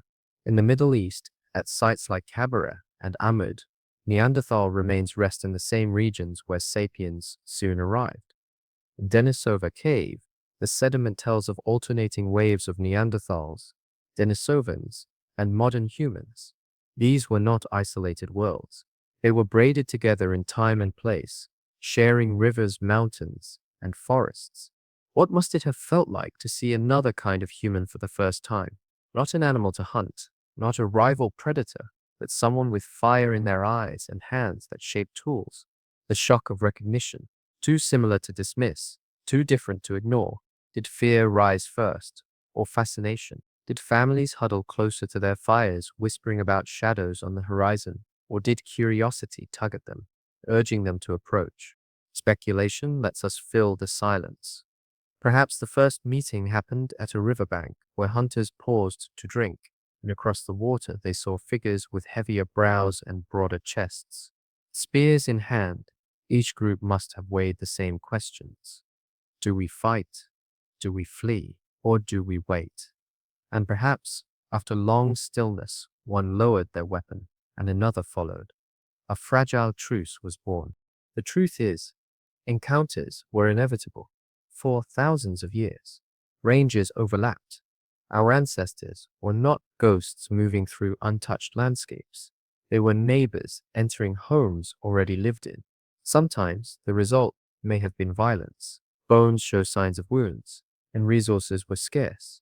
But other times there must have been moments of contact that reached beyond survival. Science cannot tell us what words were spoken or if they were understood, but it can tell us this: the encounters were real, and they left echoes. For it was not only tools and territories that passed between species, but blood itself. And so, as we move deeper into this story, we find that first meetings were not the end. They were the beginning of something more intimate. Connections written not in firelight, but in DNA, still alive in us today. The most striking proof that our ancestors did more than simply cross paths lies within us.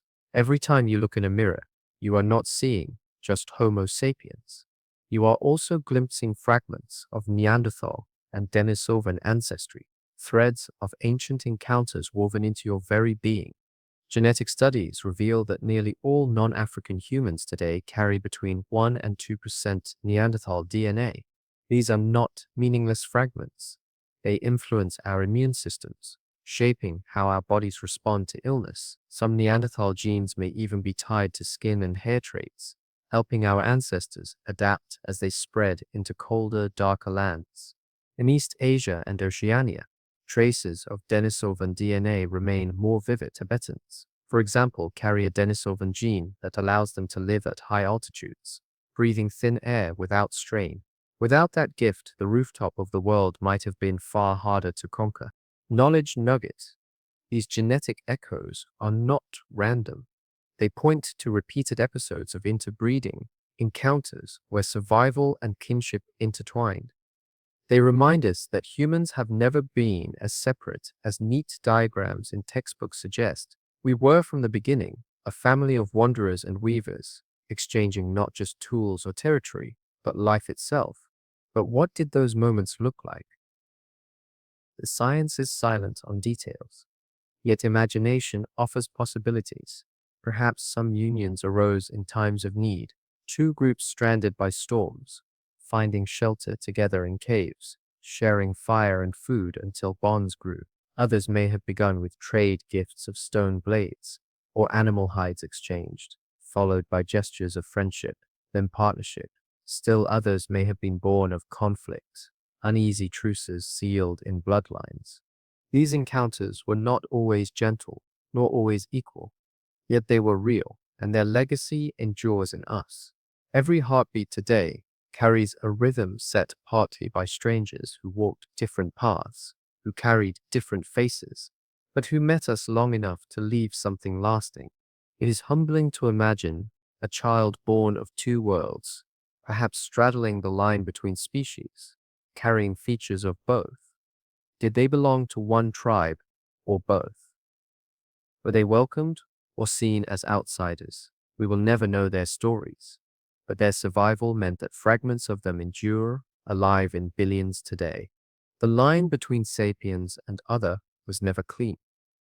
Instead, it blurred, overlapped, and tangled, until even now we carry ghosts of those first unions. And yet, the encounters were not just genetic. There were fires shared, tools traded, and perhaps even stories exchanged. For where blood mingles, surely voices mingle too. When two kinds of humans met, the exchange was not limited to blood. There were fires to be shared, tools to be studied, and landscapes to be divided or defended. The archaeological record hints at these interactions, though it often leaves more questions than answers. At sites across Europe and the Levant, layers of stone tools show different styles, sometimes blending as if one group had learned from the other. Was this trade? Was it imitation? Or was it simply the natural result of living close enough to watch and adapt? Imagine a hunting ground at the edge of a forest.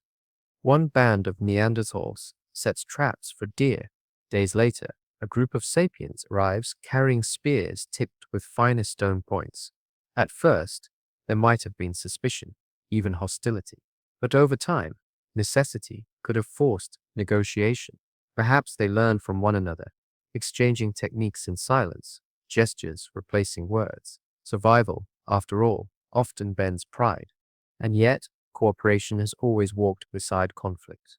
Food was scarce, winters brutal, and resources limited. Bones sometimes show violent injuries, wounds that might have come from human hands, as much as from animals. It is possible that some encounters ended in blood, with caves or valleys claimed by one group at the expense of another. But not all moments were painted in violence. Some must have been quiet, almost tender, a shared fire on a freezing night, where two families sat near enough to feel each other's warmth. A Neanderthal child watching the sparks rise as a sapiens mother told a story in words he could not fully understand, yet still felt in tone and rhythm. These speculative scenes remind us that culture, like genes, can be exchanged without conquest. Knowledge nuggets. Archaeologists have found ornaments, pigments, and carved objects in both Neanderthal and sapient sites. Whether copied, traded, or independently created, these artifacts suggest symbolic thought was not unique to us. Ideas, like embers, can leap from one fire to another. The balance between rivalry and partnership remains unknowable, but the traces point toward a mixture of both. Some meetings ended in hostility, others in unions that would shape our very DNA, and still others in exchanges of knowledge that may never be visible to us. What is certain is that humanity was never a solitary march. It was a weaving of lives, sometimes tangled in conflict, sometimes braided in cooperation. And still the question lingers. What if the fires lit together had continued to burn, side by side? Despite the shared bloodlines, the shared tools, and perhaps even shared fires, the other humans eventually vanished. Neanderthals, Denisovans, and the smaller, stranger branches like Flazensis and Naledi all faded until only one species remained. Why did our fires endure while theirs went dark? The answers are uncertain, wrapped in fragments of bone and sediment, debated endlessly by science. Some point to climate change, the slow shifting of ice and forest that squeezed Neanderthals into ever-shrinking refuges. Others suggest competition, where sapiens claimed food and land with more efficient tools, larger networks, and wider imagination. Still others argue they never truly disappeared, or were absorbed, their voices diluted in the vast chorus of our own. The truth may be a mixture of all these, a slow erosion rather than a single catastrophe. Yet the silence remains haunting. Imagine a world where those fires still burned beside ours. Cities with streets alive not with one humanity, but with many. Governments debating laws that had to encompass different species of humans. Schools where children of Neanderthal and sapiens heritage learn side by side. Even the smallest differences, faces broader, bodies stronger, minds with different rhythms would have reshaped culture, science, and society. Instead, their fires went out. What remains are whispers, strands of DNA, stone blades buried beneath earth, and caves where soot marks ceilings long abandoned. But in us, they are not wholly gone. Every breath carries fragments of their survival. Every heartbeat echoes with the mingling of ancient lives. The cliffhanger is this. If those fires had never gone out, if they had endured beside us, would the story of humanity be richer or more divided? Would we have found strength in many voices or conflict in endless rivalry? The flames are gone, but the question burns still. History, as we know it, tells us that Neanderthals faded away about 40,000 years ago. The last of their fires cooled, their voices fell silent, and Homo sapiens walked on alone. But what if that story had taken a different turn? What if instead of vanishing, Neanderthals endured? Imagine a fork in time, where the glaciers retreated and they adapted, where their strong bodies and broad minds allowed them to survive alongside us. Picture a dawn on that alternate Earth, valleys filled with mist, where two kinds of humans stir from their camps. In one, slender sapiens stretch awake, their voices rising in language we might recognize. In the other, stockier Neanderthals emerge, their larger brains holding thoughts we can only guess at. Across the river, smoke drifts from their fires. The world feels alive with more than one rhythm, more than one version of humanity. The contrast is striking. Neanderthals were built for cold, their limbs short and powerful, their chests broad, their skulls carried heavy brows, but inside rested brains slightly larger on average than ours. Their memory and spatial skills may have outstripped our own, giving them strengths in navigation, tracking, and survival. Meanwhile, sapiens excelled in symbolic thought and long-range networks, weaving larger groups together with shared stories and rituals. In this alternate dawn, Both abilities flourish, not in isolation, but side by side. Archaeology shows us that Neanderthals were already capable of art and ritual. They carved marks into cave walls, wore pendants of animal teeth, and may have buried their dead with care. If such sparks had been given more time, more continuity, who knows what flames they might have kindled? Perhaps they would have created their own traditions, separate but equal to our own, shaping culture in directions we can only dream of. Speculation lets us linger in this vision. Perhaps neighboring camps traded good stone blades for animal hides or pigments for tools. Children of both species might have played on the same riverbanks, curiosity bridging differences. Over time, alliances could have formed and entire valleys might have become multi-human landscapes, where sapiens and Neanderthals learned to live as neighbors, not as rivals. The textbooks tell us only one survived, but in this alternate dawn, the forest holds two fires, two voices rising in the morning air. It is a vision that reshapes not only history, but identity. Humanity, from the very start, was never singular. If Neanderthals had endured, their story would not have ended in caves and valleys. Over generations, their resilience might have carried them into new forms of life, settlements, villages, even cities of their own. Imagine parallel societies, Homo sapiens, cultivating crops on one side of a plain, while Neanderthal farmers tended their own fields across the river. Two approaches to survival, shaped by two different minds, yet both rooted in the soil of the same earth. Neanderthals' strengths suggest they might have built cultures, unlike ours. Their greater physical strength and possible superior spatial memory could have lent themselves to architecture carved from stone, fortresses, or sanctuaries, more durable than early sapiens' wooden huts. Their resilience in cold climates might have led them to dominate northern lands, where they adapted to snow and ice with confidence. Sapiens may have looked south, Neanderthals north, each carving out homelands that reflected their gifts. Knowledge nuggets. We already know Neanderthals used pigments, created ornaments, and possibly crafted musical instruments. These hints suggest a symbolic mind capable of myth, ritual, and art.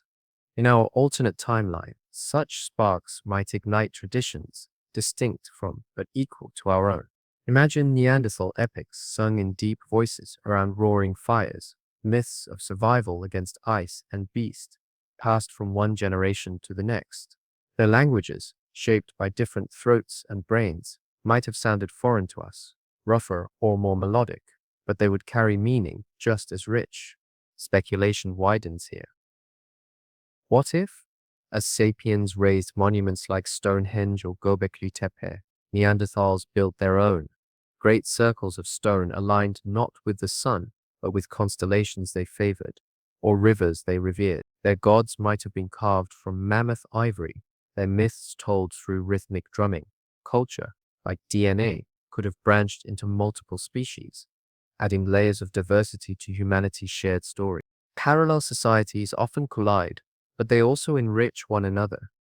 Perhaps trade routes would have formed, carrying obsidian blades from Neanderthal quarries to sapiens' villages, and baskets of grains flowing in return. Perhaps rivalries would have risen too, wars not just between tribes, but between species. Yet even in rivalry, the two would have shaped one another, just as neighbors always do. In this vision, the human story is no longer a solitary thread, but a braid, two species advancing side by side, not one replacing the other, but both enduring, both contributing. Their cultures might not have mirrored ours, but they would have been no less human, just different in flavor, rhythm, and vision. And so, as we imagine these parallel worlds, we must ask, if two humanities built civilizations side by side, what would the modern age look like with both voices still speaking? Carry this alternate history forward into the present day. Imagine the world not of one humanity, but of two sapiens and Neanderthals, both surviving, both thriving. Cities would look familiar at first glance, yet profoundly different on closer inspection. Picture crowded streets where sapiens and Neanderthals walk side by side, some taller and leaner, others shorter, broad-chested, with heavy brows and strong arms. Humanity would not be a single image, but a spectrum visible in every crowd. Modern societies might have developed along parallel lines. Nations could include Neanderthal majority regions, their flags and languages distinct. Perhaps Northern Europe would have been shaped by Neanderthal resilience, their cold climate mastery giving them political and cultural dominance. Meanwhile, sapiens-driven nations might dominate warmer regions, cultivating empires tied to trade, seafaring, and agriculture. The global map would show borders, not only of geography, but of species. And yet, history teaches us that difference often breeds struggle. Civil rights movements might have been broader, not only about race or class, but about species. Would Neanderthals have been granted equal rights in sapiens-led governments, or would centuries of discrimination have cast them as outsiders? Perhaps entire legal systems would be rewritten to define what it means to be human under the law. Citizenship, marriage, property rights, all could have been battlegrounds. The cooperation could have flourished as well. Neanderthals' strengths in memory and spatial skills might have led them into sciences of design and engineering, while sapiens' gift for large social networks might have driven politics and trade. In universities, classes would be taught by both species, offering perspectives neither could achieve alone. Sports arenas might showcase competitions where Neanderthal power rivaled sapiens' speed, celebrated rather than feared. Speculation widens further. What would art look like in such a blended world? Imagine museums holding dual traditions, sapiens paintings alongside Neanderthal stone sculptures, each reflecting different ways of seeing the same world. Music blending deep, resonant Neanderthal rhythms with sapiens' melodies. Even religion might look different, shaped by myths born from two lineages rather than one. This vision is not a utopia nor a dystopia. It is simply another path history might have taken, a world where humanity was never singular, where textbooks showed two branches still alive, their stories continuing together into the modern age. And if this alternate present feels both strange and familiar, it is because echoes of it linger in us already. In our blood, Neanderthal DNA hums quietly, reminding us that they were never wholly gone. Our world might not look this way, but it very nearly could have. A world with two humanities would never be free of tension. History suggests as much.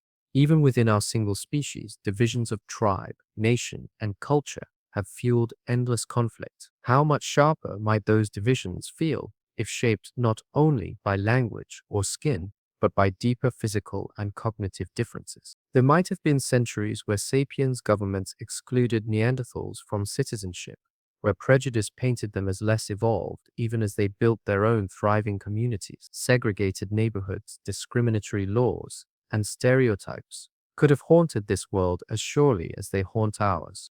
And yet, conflict is never the whole story. Human history also tells of alliances, friendships, and unions that bridge divides. Perhaps Neanderthal and sapiens artists would collaborate, their combined perspectives producing new forms of beauty. Perhaps philosophers from both species would debate the meaning of consciousness, drawing on differences in memory and perception to expand our understanding of mind and soul. Religious traditions might evolve to include Neanderthal ancestors as holy figures, their endurance in the Ice Age turned into parables of faith. Speculation carries us further.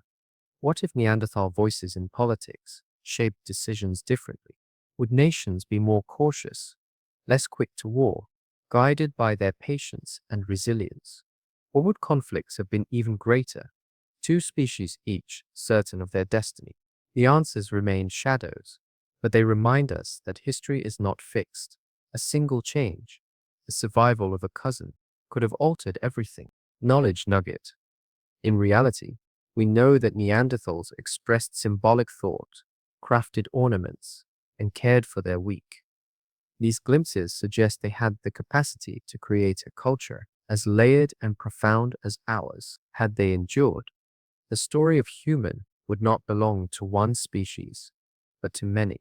And so we arrive at the unknown. Perhaps the greatest difference in such a world would be in our own self-image. We would not grow up believing humanity was one. We would grow up knowing humanity was plural. Every child would learn not of the human story, but of human stories, woven together by multiple species. The word we would have been larger, more complex, and perhaps more fragile. As we leave this alternate timeline, the question lingers like smoke from twin fires burning in the dark. What would our myths, our gods, and our stories look like if Neanderthals still walked beside us today? Language is the bridge that makes strangers into kin.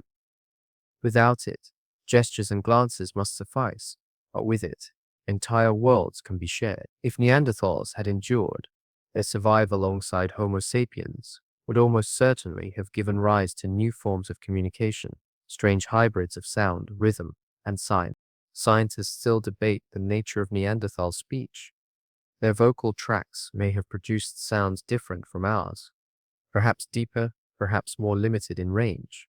Yet evidence points to the possibility of language, knowledge nugget.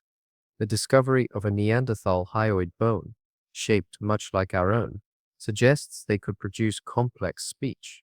Genetic studies of the FOX2 gene, critical for language development, show that Neanderthals carried the same version we do. These hints whisper that they were not silent brutes, but speakers of their own tongues. Now imagine those tongues colliding with ours.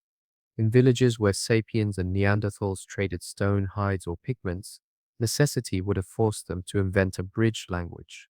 Perhaps it began as a crude pidgin, half gestures, half borrowed sounds, with meaning stitched together on the fly. Over generations, that pidgin might have grown into a creole, a stable tongue blending Neanderthal cadence with sapiens syntax. Entire dialects might have formed, tied not to geography, but to species interaction. Speculation offers images that stir the imagination. Picture a bustling market in an alternate Bronze Age city, where sapiens merchants call out in high, rapid speech, while Neanderthal stall-keepers respond in resonant tones. Between them flows a mixed language, unique to the space where two worlds meet. Words might carry layered meanings, one syllable recognized by sapiens, another resonant to Neanderthals, both merging into a phrase only they together could fully grasp. This coexistence could also reshape the way children learn to speak. A child of mixed heritage might grow up bilingual from birth, listening to a Neanderthal lullaby one night and a sapiens folktale the next. Over time, families could become linguistic weavers, stitching words into tapestries of understanding. Entire literatures might blossom in these dual voices, rich with metaphors drawn from two ways of perceiving the world. Contrast this with our reality. Textbooks remind us that Neanderthals left behind no preserved languages, only silence. Yet in this imagined world, that silence is filled with sound, songs that echo differently, stories told in words that no single species could have invented alone. In this vision, language becomes not a barrier, but a bridge. It is the first great thread weaving two humanities into one fabric, ensuring that their voices would not remain separate camps across a river, but overlapping harmonies in a shared world. If language is the bridge of the mind, art is the bridge of the soul. Archaeology shows us that Neanderthals were not without symbolic thought. In Spanish caves, red ochre marks on stalagmites date back more than 65,000 years, older than the earliest known sapiens art in Europe. In other sites, Neanderthal ornaments carved from bones and animal teeth suggest a sense of beauty and identity. These discoveries remind us that creativity is not ours alone. Now imagine if those creative sparks had never been extinguished. In a world of two humanities, art would have blossomed in parallel, then intertwined. Sapiens painters, with their sweeping hunts and vivid animals, might have filled cave walls with color, while Neanderthals etched deep geometric patterns and hand stencils beside them. Together, the walls would become galleries of dual vision, fluid movement, alongside powerful abstraction, each enriching the other. Speculation lets us walk into such a cave with torchlight in hand, The flickering glow reveals horses galloping across stone painted in sapien style, while just beside them, a series of deliberate marks, slashes, dots, spirals, speaks to Neanderthal rhythm. One tells stories through lifelike imagery, the other through encoded patterns. Neither is lesser. Together, they form a dialogue etched in stone, a conversation across species that outlives. As societies grew, those traditions might have fused further. Neanderthals, with their strong hands and love of tactile creation, might have favored sculpture, engraving, and monumental stonework. Sapiens, with their storytelling drive, would have woven epics into paintings, songs, and performance. In shared communities, art could have evolved into blended forms. Murals, where broad Neanderthal strokes framed delicate sapiens detail, or music where their deeper voices created resonant harmonies beneath our melodies. Knowledge nugget. Even in our world, sapiens sometimes borrowed from Neanderthals. The use of pigments and ornaments appears in overlapping timelines, hinting at shared influence. Extend this into an alternate survival, and the borrowing would not stop, it would flourish. Art is more than decoration, it is identity. A Neanderthal pendant might carry stories of ancestral hunts, while a sapiens tapestry might tell of migration across seas. Imagine families combining these traditions, children inheriting both forms, wearing jewelry carved in Neanderthal style, or singing sapiens songs. Over centuries, entirely new genres could have arisen, born of dual heritage. In such a world, the museums of today would hold artifacts not from one lineage, but two. Visitors would walk past sapiens canvases and Neanderthal statues, marveling at how the same human story could be told through different eyes. And as night falls, one can imagine torchlit festivals where both species gathered, drums pounding deep, voices soaring high, colors painted across stone and skin, a shared celebration of life, not one humanity's art, but two entwined. If Neanderthals had lived beside us, the stories we tell of gods and heroes would be very different. Myths are born not only from the sky and the earth, but also from the neighbors we live among. Two species of human would have meant two sets of eyes staring into the firelight, inventing two streams of imagination, sometimes flowing separately, sometimes merging. Perhaps Neanderthals would have shaped gods in their own image, broad-shouldered deities with deep voices, guardians of ice, rivers, and mammoth. Sapiens, with their hunger for narrative, might have turned these figures into characters within shared tales. Over time, pantheons could have emerged that honored both kinds of humanity, twin creator brothers, one tall and graceful, the other strong and enduring, each shaping the world in his way. Speculation drifts further. What of hybrid children, born of both species? Folklore often turns the unusual into legend. These children might have been celebrated as heroes, bridging two worlds, carrying traits of strength and cunning. Stories could have grown of half Neanderthal warriors whose memory lasted for generations, or of wise seers whose mixed heritage gave them special insight. Entire epics may have been woven around their journeys. Knowledge nugget. In our reality, echoes of such myths exist even without Neanderthals beside us. European traditions tell of the woodwoes, the wild man of the forest, hairy, powerful, half-human. Himalayan tales of the Yeti, or Slavic stories of forest giants may be cultural shadows of ancient memories. These legends remind us how deeply otherness lingers in our imagination. Had Neanderthals survived, such myths would not be shadows. They would be daily truths. Religion itself might have evolved differently. Instead of humanity imagining gods as singular reflections of ourselves, we might have imagined them as dual beings, divinities of two forms, balancing difference. Temples could have been built with two altars, one carved in sapien style, the other in Neanderthal hands. Pilgrims might have traveled between shrines, offering prayers in two languages, believing the universe itself required both voices. Bedtime storytelling would change as well. Around a fire, children might hear tales of gods with Neanderthal faces, or spirits who walked with sapiens hunters. Fearsome or protective, divine or monstrous, These figures would anchor culture, reminding families of the species living just across the river. In this alternate world, mythology would not be an abstraction. It would be a mirror of lived reality, a constant reminder that human was never one thing. Beyond myths told in temples or caves, the deepest stories are those whispered within families. In a world where Neanderthals survived, those stories would be profoundly intimate. Picture a grandmother with broad shoulders and a heavy brow, her voice deep but gentle as she rocks her grandchild to sleep. Half of her lineage reaches back through Neanderthal hunters, the other through sapiens wanderers. Her lullabies carry rhythms inherited from both worlds, a fusion of traditions that no single species could claim. Speculation invites us to listen to such a bedtime tale. Perhaps it speaks of a hybrid hero born of two parents from different species who must travel between two realms, facing trials that reflect both strength and cunning. The child drifts into sleep, believing that courage is not found in sameness, but in the meeting of differences.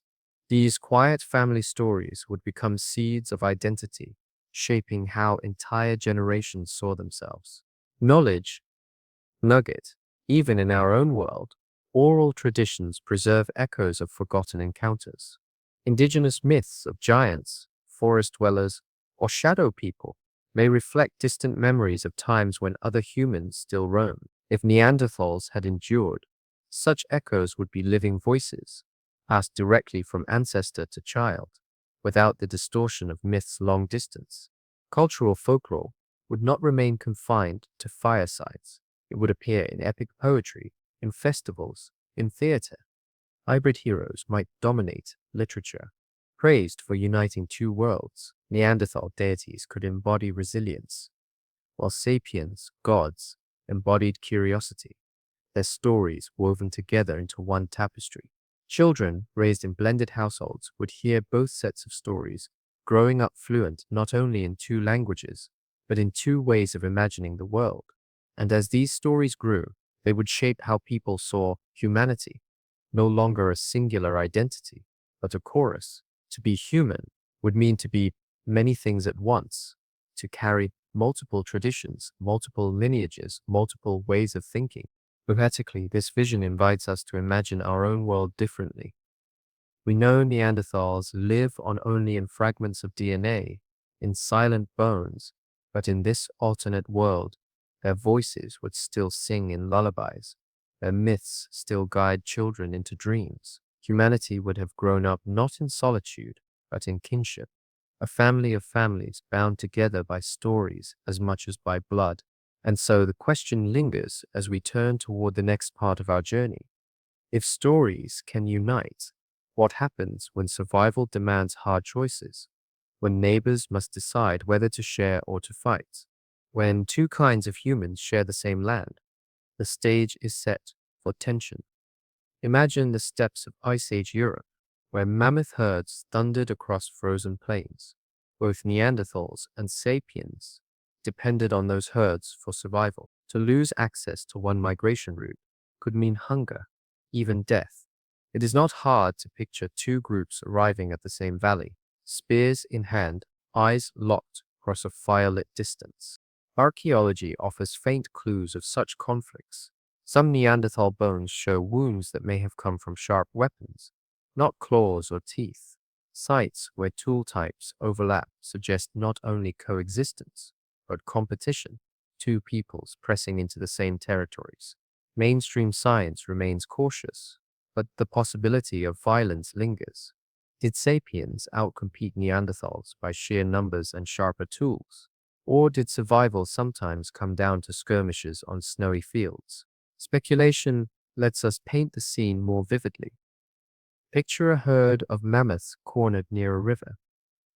A band of Neanderthals approaches from one side, broad-shouldered and silent, their spears heavy but deadly at close range. From the other, a group of sapiens moves quickly, lighter frames darting into position with more refined points. Both groups pause, knowing the prize before them could feed families for weeks. In that frozen silence, choice hangs heavy. Clash and risk blood, or find uneasy compromise. Conflict may not have been constant, but it was likely inevitable. Even among our own species, rival tribes have fought over rivers, grazing lands, or sacred caves. Why would it have been different when two species of human shared the world? Yet tension is not only about violence. Sometimes it lives in the uneasy recognition that another way of being human exists right across the ridge. Still, cooperation cannot be ruled out. Perhaps there were times when Neanderthals and sapiens hunted the same herds together, dividing the kill, strengthening bonds through necessity. In a harsh ice age, survival often bends pride. Even wary alliances could have grown from such encounters. The first tensions, then, were not simply wars or peace.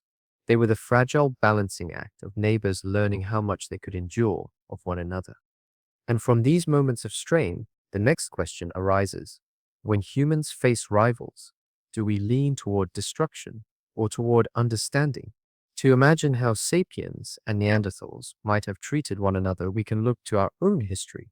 Even within a single species, humans have a long record of clashing and cooperating in cycles. Tribes have warred over rivers and grazing grounds, yet the same rivers also became highways of trade. Nations have fought bitterly, only to later merge through treaties and marriages. History whispers that where there is rivalry, there is also the potential for alliance. Speculation allows us to extend these patterns across species. Imagine two bands, one sapiens, one Neanderthal, meeting in contested valleys. The first encounters may have been tense, but necessity could push toward exchange. A Neanderthal hunter might trade a strong, heavy spear for a sapiens blade, crafted with finer edges. In return, he gains a tool more efficient for skinning, while the sapiens gains one better for thrusting at close range. Both sides benefit. Trade, however small, begins the path to trust. Knowledge nugget. At certain archaeological sites, artifacts appear that do not belong to the local tradition. Tools shaped in sapiens fashion have been found in Neanderthal contexts, and vice versa. These hints suggest that borrowing or trading did occur. If so, then our ancestors were not merely competitors but occasional partners, learning from one another in ways that shaped survival. Lessons from human to human encounters offer further parallels. When sapiens tribes met strangers, outcomes varied. Some encounters led to bloodshed, others to alliances sealed with gifts, others to integration through marriage. Entire cultures rose from such mixtures. Had Neanderthals survived, similar patterns may have unfolded. Wars in some regions, thriving multi-human villages in others. Picture a council of elders, half Neanderthal, half sapiens, meeting under the canopy of a shared forest. Voices rise, some calling for caution, others urging cooperation. A Neanderthal elder, his memory keen, recalls migrations of mammoths and predicts their return. A sapien speaker argues for long-term planting of seeds, envisioning food beyond the hunt. Together, their wisdom might shape a community. Neither could build alone. Yet, the lessons of our own history also warn of darker possibilities. Where one group gains technological or numerical advantage, exploitation often follows. Could sapiens have marginalized Neanderthals, forcing them into harsher lands while still benefiting from their skills? Might Neanderthals, with their strength, have resisted fiercely, leading to cycles of conflict stretching across generations? The truth likely lies between. Cooperation and conflict are rarely separate. They exist in tension, shifting with circumstance. Human history tells us this. The line between ally and rival is never fixed, and when two humanities met, the lessons we already know would have played out with higher stakes, reshaping the very definition of kinship and enemy. If competition marked the edges of contact, bonds marked its heart. The clearest evidence lies not in tools or bones, but in us. Modern genomes tell a story of unions that crossed the species line, moments where fear gave way to closeness, where survival intertwined with affection, curiosity, or necessity. Without these bonds, traces of Neanderthal and Denisovan DNA would not echo in billions of living people today. Speculation lets us bring these unions to life. Imagine a sapiens woman and a Neanderthal man crossing paths at a river's edge, each bringing game from the hunt. Over time, exchanges of food become exchanges of words, gestures, trust. A child is born, carrying the weight of two worlds in their body. Did they find belonging, or were they caught between? Perhaps in some bands, such children were honored as bridges, carriers of strength and memory. In others, they may have faced suspicion, reminders of difference etched in their faces. Knowledge nugget, specific adaptive genes in modern humans, trace directly to these bonds. A Denisovan variant helps Tibetans thrive in thin mountain air. Neanderthal genes contribute to immune defenses and even skin adaptations. These are not distant curiosities. They are daily realities in the bodies of people alive today. The bonds across the divide were not rare sparks, they were fires bright enough to shape who we are. Beyond reproduction, cooperation likely left other marks. Mixed villages may have arisen where sapiens traded wide-ranging networks for Neanderthal skill in enduring harsh winters. Joint hunts might have drawn both species together, voices rising in rhythm as they drove animals into traps. Around shared fires, tools could be compared, songs hummed, knowledge exchanged. Culture may have been passed not through dominance, but through intimacy, friendships, marriages, and long companionships that no fossil can capture. Poetic vision. Imagine a cave where handprints in red pigment cover the walls. Some are long and slender, others broad and stout. Children's hands overlap, indistinguishable by species, only by size. A festival might have filled the chamber with song and drumming, sapiens and Neanderthals raising voices in harmony, not rivalry. For a moment, two humanities became one community, their differences not erased, but celebrated. In our own world, these bonds ended too soon. The silence of extinction cut short what might have grown into enduring kinship, yet the proof remains in our blood, undeniable and permanent. The divide was not uncrossable, it was crossed, again and again in ways that shaped the future. And so we ask, if bonds could bridge even species, why did they not last long enough to keep both fires alive? In the long arc of prehistory, survival was always a balance between conflict and alliance, rivalry and kinship. Neanderthals and sapiens proved it was possible to cooperate, to share bloodlines, tools, and knowledge. Yet, in the end, only one species remained to tell the tale. Why was cooperation not enough? Or did the scales of survival simply tip too far in one direction? Mainstream science suggests several forces at play. Climate shifts shrank Neanderthal habitats. Sapiens, with their broader networks and faster innovations, may have outnumbered and outmaneuvered their cousins. Cooperation may have bought time, but it could not always offset scarcity. The tension between living together and competing for the same resources may have been too great. In some places, bonds flourished. In others, pressure fractured them into rivalry. Speculation allows us to imagine alternate balances. What if Neanderthals had maintained stronger alliances with sapiens groups, binding themselves into larger communities? Their resilience, combined with our adaptability, might have forged a partnership capable of weathering ice and famine alike. Instead of fading, they might have remained as co-architects of civilization. Picture cities with councils split between two species, law codes written in dual languages, and shared rituals that honored both ancestries. But the opposite was also possible, a darker path where rivalry grew too fierce. Sapiens might have pushed Neanderthals into harsher refuges, cutting them off from fertile lands and trade. Even bonds of kinship could be strained under famine. Cooperation, though powerful, is fragile. A single harsh winter could have turned friends into enemies, neighbors into competitors. Knowledge, nugget, survival often favors not just strength, but flexibility. Sapiens built vast exchange networks, stretching across continents, binding distant groups together with shared myths and goods. Neanderthals, while skilled, may have lived in smaller, tighter bands, In times of plenty, this difference meant little. In times of crisis, it may have made all the difference. The balance of survival is never just about biology, it is about choice.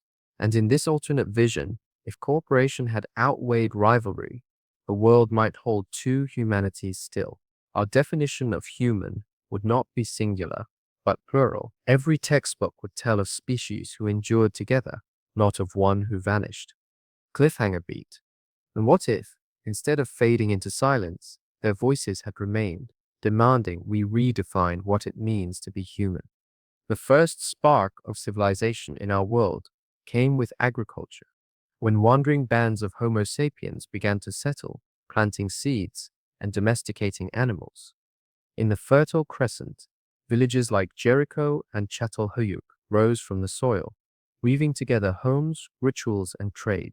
But in an alternate world, sapiens were not the only ones making this leap. Imagine further north, in colder valleys, Neanderthals shaping their own version of settled life. Their society might not have looked the same. Sapiens, with their wide networks and storytelling traditions, built sprawling villages tied together by shared myth. Neanderthals, more physically resilient and skilled in memory and spatial awareness, might have favored smaller but sturdier settlements, clusters of stone houses arranged with careful geometry, designed to endure the bitter winds of Ice Age remnants. Where sapiens celebrated in painted shrines, Neanderthals might have carved their symbols deep into pillars of rock. Knowledge nugget. Archaeology already shows us the seeds of such potential at sites linked to Neanderthals. Pigments and ornaments suggest symbolic thought. If given the continuity of survival, it is not hard to imagine these sparks becoming full traditions, ritual spaces as enduring as Stonehenge, centuries older, built by hands broader than ours. Speculation paints the image of a world with dual beginnings. In one river valley, sapiens plant wheat and barley, trading across growing networks. In the mountains beyond, Neanderthals herd reindeer, storing meat for the long winters, shaping culture around cycles of ice and thaw. Both species invent their own calendars, their own ceremonies marking solstices and harvests. Picture a moment where the two worlds meet. A caravan of sapiens traders arrives at a Neanderthal settlement. They bring baskets of grain, beads, and woven cloth. In return, Neanderthals offer finely carved stone tools and furs. Around the fire that night, two versions of humanity sit together. One speaks of planting, the other of hunting, both recognizing in the other a reflection of survival. Contrast framing. In our reality, only sapiens built the first cities. Only sapiens carried civilization forward. But here, humanity's story is plural. From the start, two civilizations rising in tandem, shaping landscapes with different hands, but parallel intent. This alternate dawn sets the stage for everything that follows. With dual beginnings, the story of civilization would never belong to one branch alone. Instead, it would be braided, each species leaving marks on the foundations of history. As centuries passed, small villages grew into kingdoms, and kingdoms into empires. In our world, these empires bore only one human face, sapiens alone. But in an alternate history where Neanderthals survived, the stage of civilization would hold two actors. Imagine not one Roman Empire, but two, one sapiens, one Neanderthal, rising in parallel, clashing and alloying in cycles of power. Neanderthal dynasties might have flourished in colder climates where their bodies excelled. Picture a great stone fortress rising in the highlands of Europe, its walls thicker and heavier than anything sapiens built. Inside, Neanderthal rulers sit in council, their memories stretching across generations, their voices echoing through vast halls. Meanwhile, in the fertile plains below, sapiens' empires expand with armies, trade networks, and sprawling cities, buzzing with markets. The contrast is striking. Sapiens weaving webs across continents, Neanderthals building deep roots into their chosen strongholds. Speculation carries us into Egypt. Along the Nile, pyramids rise under the sun, inscribed with hieroglyphs celebrating the divine kingship of sapiens pharaohs far to the north. Neanderthals might have raised their own monuments, massive circles of stone aligned with constellations, honoring gods of ice and fire. Imagine traders carrying gold, papyrus, and wheat from the Nile to exchange for furs, obsidian, and carved idols from Neanderthal lands. Empires do not grow in isolation, they expand through contact, even across species. Cinematic vision. A Roman Senate chamber where Neanderthal envoys stand, their presence commanding both awe and unease. Cloaks hang heavy on their broad shoulders, voices deep as they speak in a blended tongue. Senators murmur, are these allies, rivals, or something in between? Later, on a battlefield, Neanderthal auxiliaries march alongside Roman legions, their raw strength turning the tide of war. Knowledge nugget. In our real timeline, Rome absorbed countless cultures, Gauls, Egyptians, Persians, reshaping itself with every conquest. If Neanderthals had survived, Rome would likely have done the same, weaving them into its tapestry, perhaps even elevating a Neanderthal general to the rank of consul. Civilizations thrive on diversity, and in this alternate world, diversity runs deeper than culture. It is written in biology. Of course, rivalry would flare too. Wars between sapiens-led empires and Neanderthal kingdoms could spark centuries of war. Chronicles might record great battles where entire species clashed, each side convinced of its destiny. Yet even in conflict, exchange would occur, technologies borrowed, ideas adapted, myths blended. Empires rarely erase each other. More often they entangle. This vision gives us a world richer and more complicated than our own. Civilizations not singular, but plural, their stories braided together across continents. And from those braids would come new philosophies, sciences, and arts, each shaped by the interplay of two humanities. Civilization is built not only on walls and armies, but on knowledge. In our world, Homo sapiens carried ideas across continents, from the papyrus scrolls of Egypt to the bamboo texts of China. But in a world where Neanderthals endured, knowledge would have flowed along two parallel channels, sometimes converging, sometimes diverging, always reshaping what was possible. Neanderthal strengths hint at how their intellectual contributions might have differed. Their remarkable spatial awareness and memory may have produced mathematical systems rooted in geometry, architecture, and navigation. Imagine libraries filled with star charts mapped by Neanderthal astronomers, their precise recollections of the night sky refined over generations. Their engineering might have leaned towards stone and earth, producing fortresses, aqueducts, or bridges of breathtaking durability. While sapiens mastered trade networks and abstract philosophy, Neanderthals could have excelled at structures that stood for centuries, defying weather and time. Knowledge nugget. In our reality, we know Neanderthals used pigments, created ornaments, and shaped tools with sophistication. Extend that legacy into cities, and it is not hard to picture Neanderthal schools, teaching both craft and memory, where apprentices memorized complex designs as second nature. Their culture might have valued precision over flourish, permanence over novelty,